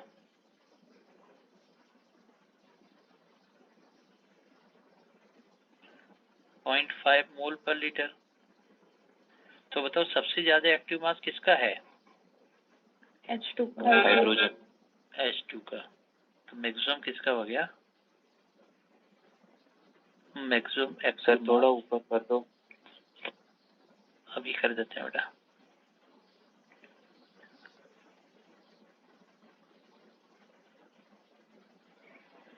सर थोड़ा सा और ऊपर। कि तो हेट्रोजीनियस इक्विलिब्रियम बस में है। बस सर। यस अरे सैटरडे एक्स्ट्रा क्लास होगी? बिल्कुल। देखो जब तक ना कहा जाए कि भाई अब नहीं होगी तब तक कंटिन्यू मान के चलो कि सैटरडे को हमारी एक्स्ट्रा क्लास है। इसको एक काम करो, एक्स्ट्रा वर्ड यूज मत करो, सैटरडे को हमारी रूटीन क्लास ये कहो। कि एक्स्ट्रा में लगता है ना कि ऑप्शनल है, जाए ना जाए, ऐसा नहीं है। तो जब तक हम ना कहें कि भाई अब मत आना, इस सैटरडे नहीं आना, कुछ ऐसा है कि भाई इस बार नहीं लगेगी, तब तक आप मान के चलो कि सैटरडे को हम लोग बाय डिफॉल्ट क्लासेस लगाएंगे, जब तक कि कोई और ऐसा ऑप्शन ना आ जाए कि भाई अच्छा इस बार तो ये है, चलो इस बार सैटरडे को नहीं लगाते हैं, तो वो अनाउंसमेंट कर देंगे। तो सैटरडे को नहीं लगानी होगी तो अनाउंसमेंट करेंगे। अब सैटरडे को लगाने के लिए अनाउंसमेंट अलग से नहीं होगी। सैटरडे वाली क्लास सर ऑनलाइन होगी या ऑफलाइन सैटरडे? नहीं, मैं क्लियर करता हूँ। देखो जो ऑफलाइन वाली जो है ना वो केवल मंडे से फ्राइडे के बीच में ही है। Monday to Friday, Monday Tuesday Thursday Friday, ये 4 दिन है, उसी में हम ऑफलाइन वाला ऑप्शन रखेंगे। सैटरडे संडे वीकेंड में हम लोग ऑफलाइन वाला ऑप्शन नहीं रखेंगे। चाहे नॉर्मल क्लास है चाहे एक्स्ट्रा क्लास है, कुछ भी है, वीकेंड वाला ऑप्शन अभी नहीं रख रहे हैं। मतलब अगर नेक्स्ट क्लास जो आपकी मंडे को होगी ना, वो मंडे वाली ऑफलाइन हम करेंगे, लेकिन वीकेंड में अभी ऑफलाइन वाला कंसेप्ट नहीं डाल रहे हैं।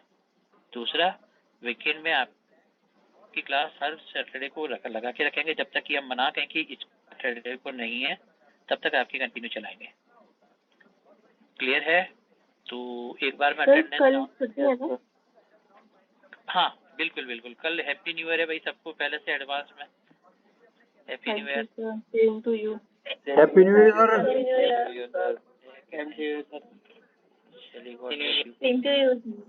Okay, thank you. किसी को thank you sir. Thank you.